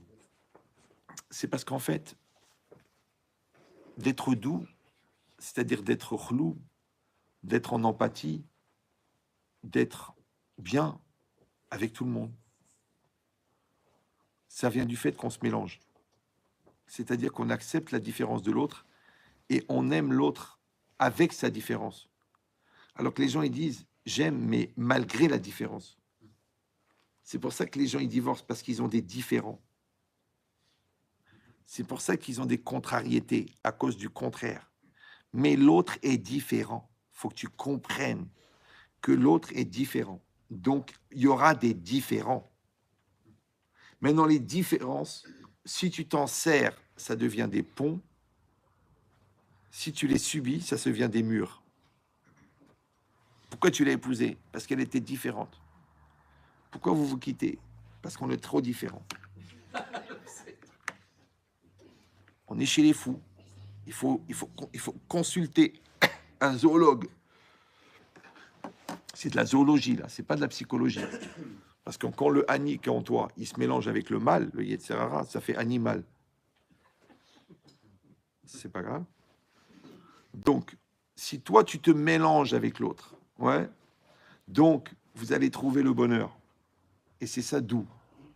Mais tu ne peux pas y arriver si tu n'as pas pris la responsabilité de le faire. Et ça, il faut un engagement. Mais les gens, qu'est-ce qu'ils font? Ils font avec les humeurs, ils font avec les sentiments. Ben, je t'aime plus. J'ai envie, j'ai pas envie. Je suis attiré, je suis pas attiré. Et oh, oh.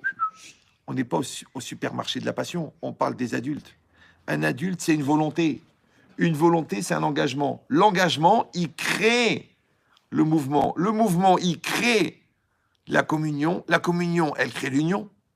Ouais. La communion, elle fait le mélange. Le mélange, il donne un niveau de maturité. Le niveau de maturité, il s'appelle le bonheur. De la même manière que toi, quand tu t'engages dans la réalité, tu existes. Quand tu existes, tu deviens. Et quand tu deviens, tu es. Et qu'est-ce que c'est le bonheur? Il dit c'est la satisfaction d'être. De la même manière que nous deux, si on s'investit l'un envers l'autre, on va atteindre le bonheur. De la même manière, si toi, tu t'investis, t'es juif, tu t'investis dans ta Torah, et tu vis ta Torah avec bonheur, eh bien, tu es heureux. Tu sais qu'est-ce qu'elle a dit, la rédactrice en chef de Vogue, celle qui avait créé Vogue, le journal Vogue, vous connaissez? Non? Bon. Était juif, ashkénaze, assimilé, pas assimilé, debout milé. Elle a dit, écoutez, j'ai une carrière extraordinaire, j'ai été marié 3 fois, j'ai eu des beaux enfants, j'ai gagné énormément d'argent, j'ai créé vraiment le symbole de la réussite féminine, j'ai été une grande partisane de la cause féminine, j'ai fait des choses incroyables dans ma vie. Elle a dit, mais je n'ai jamais retrouvé dans mes yeux la brillance des yeux que je voyais dans les yeux de ma grand-mère quand elle allumait les Neres Shabbos. Vous avez compris ou non? C'est qu'elle a compris qu'avec tout ce qu'elle a fait, elle a raté le principal. Maintenant, vous avez la chance, vous n'êtes pas rédactrice de Vogue. Donc, vous allez continuer à voguer tranquillement. Ouais. Donc, vous avez la possibilité, on a tous la possibilité, moi le premier, de faire une vraie teshuva. Mais je vous donne un conseil. On n'est pas obligé de faire teshuva parce qu'on a fauté. De la manière qu'on n'est pas obligé de sauver son couple à la limite de l'adultère. On n'est pas obligé d'avoir un cancer pour voir l'importance de la santé. On n'est pas obligé d'atteindre une crise psychiatrique pour avoir une hygiène mentale. On peut faire teshuva sans faute. Il faut simplement avoir cette volonté de se rapprocher d'Akadosh Baruch Hu de manière sincère. Et c'est ça qu'il faut tirer, c'est ça qu'il faut apprendre de tout ça. Comprenez ce que je veux dire ou non? Donc encore une fois, on peut rester dans le traumatisme et dire c'est normal, c'est pas normal. Et pourquoi et comment et tous les soirs écouter qui est libéré, qui est pas libéré. Mais toi, tu es angoissé qu'il y a 200 personnes qui sont otages. Ah bon? Oui, ah bon? Dis-moi, et les 10 millions de juifs qui sont otages de leur Yetzerara, et les 7 millions qui sont otages de leur mariage mixte, et les 1 million qui sont otages de la drogue, ça, t'es tranquille, là? Ça dérange pas? C'est qu'en vérité, nous, on est stressé de 200, mais il y a des millions.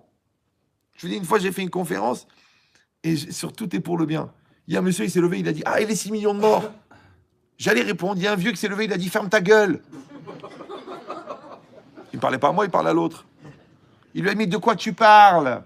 Il parlait à l'autre, il lui a dit « Mais de quoi tu parles, toi ?» Il dit « T'es quoi, marocain, tunisien ?» Le mec, il avait 25 ans, 30 ans. Genre, il a voulu faire un éclat, il a voulu genre... Bon, comme moi, j'ai parlé pendant 1h30 que tout est pour le bien, le mec s'est senti obligé de dire « Il y a 6 millions de morts. » Le petit vieux, il a sorti la manche comme ça, il avait les numéros. Il a dit « De quoi tu parles, toi, 6 millions de morts? T'étais là-bas, toi? T'as perdu quelqu'un de ta famille ?» Il a dit « Écoute-moi bien. » Écoutez ce qu'il lui a dit. « Toi, tu parles de la Shoah noire. » Oui. C'est les gens qui sont tués, brûlés, massacrés. 6 millions plus les 1 million par balle. Ouais. Il a dit, le rabbin, écoute bien, lui, il travaille pour éviter la Shoah rose. Il parlait de moi. La Shoah rose, c'est le mariage mixte. Il a dit avec ses conférences, il aide, il ramène des gens à la Torah, il les sort de cet obscurantisme de lourdeur, de la culture qui les entraîne, du mariage mixte. Et toi, tu parles, alors ferme-la. Comprenez ce que je veux dire ou non? Eh ben, c'est exactement pareil. On doit être des porteurs du message d'Hachem. Moi, je suis rabbin, c'est un peu mon métier. Mais c'est la même chose pour tout le monde. Parce que peut-être que là où vous êtes, dans votre immeuble, dans votre pavillon, peut-être le voisin, ouais, il vous voit venir, il vous voit embrasser la mezouza. Eh bien, allez le voir. Offrez-lui une assiette de couscous que vous avez acheté glad cachère, avec de l'argent cachère, et vous lui offrez les Shem Shamaim. Le mec, il va dire, écoutez, monsieur, on ne se connaît pas. Je dis, écoutez, quand même, vous appelez Klein, vous appelez Lévy, vous appelez Bouzaglou. Oui, oui, mais vous savez, je n'ai pas du tout de lien avec la communauté. Oui, j'ai compris, oui. C'est-à-dire, ouais, je vous offre l'assiette de couscous. Je vous invite pour un Shabbat. Je vous donne un lien pour écouter un cours. Je vous offre un livre. Ouais, vous allez voir ce qui va se passer. Rien que vous plantez la graine. Et vous allez voir ce qui va se passer. Maintenant, si vous avez le mérite que ce monsieur et sa femme et ses enfants et ses petits-enfants, ils font teshuva grâce à vous, vous pouvez arrêter la bourse. Hein. Vous êtes milliardaire en dollars. Et plus vous allez être sincère et entier dans votre choix, et plus vous allez voir, si Dieu veut, des fruits extraordinaires. Et c'est ça qu'Hachem, il attend de nous. Parce que la solidarité, les pleurs et tout ça, c'est bien. Oui, les télim pour les otages. Mais je vous dis, moi, il n'y a pas que les otages qui sont otages. Vous suivez ou non? Il n'y a pas que les gens qui ont perdu quelqu'un là-bas qui sont en deuil. Parce que quand les gens ils m'appellent pour me dire, écoutez, j'ai 6 garçons, on habite à Montélimar, ils sont tous mariés avec des goyotes, je peux te dire que le mec, il est en deuil. Hein. Pourtant, ils sont vivants, les enfants. Donc, Bezrat Hashem, qu'on n'entende que les bonnes nouvelles. Bon, je ne vais pas redire toute la feuille, hein, bien sûr. Mais le cours était dédié donc pour toutes ces personnes qui ont fait l'effort. Et pour vous tous, Bezrat Hashem aussi, des bonnes nouvelles, du Nacha, de la Simcha, de la joie, qu'on ait la joie de voir le Mashiach, que vous soyez en bonne santé, que tous les enfants se marient, que tous les gens mariés le restent, que la communauté elle soit protégée, qu'il ne se passe rien, Bezrat Hashem, de mauvais, tout sera bien. Par le srout de Rabbi Meir, Vechen Yirasol, Velomar Amen. Voilà, par ça, pour ceux qui veulent, les livres ils sont là, très important les livres. Ce livre-là, c'est pour la construction personnelle. Vous avez la joie, le bonheur, le respect de soi, ce qui correspond à peu près à 10 ans d'Yeshiva et 15 ans de thérapie. Il y a des médecins qui le donnent à la place du Prozac. Celui-là, c'est une méthode. Parce que malheureusement, j'ai un défaut majeur, c'est que mon enseignement, il est trop concentré. Donc les gens n'arrivaient pas. Donc c'est une amie, elle s'appelle Madame Adida, qui est coach. Qu'est-ce qu'elle a fait? Elle a séquencé. C'est-à-dire qu'elle a écrit, elle a pris le livre, et elle a fait des schémas et des questions pour pouvoir intégrer ce qu'il y a dans le livre. En fait, elle a aidé à Shevota et Levavecha. D'accord? Ça, donc ça aussi, c'est pareil, ça correspond à peu près à 2 ans de thérapie, mais au cas où vous n'êtes pas obligé, c'est sûr. Et celui-là, c'est une invitation au savoir. C'est la relation avec Hachem, avec les noms d'Hachem, avec le temps. C'est très profond, mais vous pouvez le lire. Je l'ai réécrit 9 fois pour qu'il soit accessible au niveau intellectuel. Et des gens qui ont fait 15 ans de collège, ils me disent, t'es un malade de mettre ça dans la rue. Qui sait qui va comprendre? Voilà. Donc ceux qui veulent, ils sont là. Ils sont à 20 € chacun. Ne commencez pas à discuter les prix. Vous pouvez payer par Internet. D'accord? Il y a David qui est quelque part qui va vous les mettre à disposition. Et ceux qui veulent une bracha, j'écris une bracha à l'intérieur du livre. Et c'est gratuit.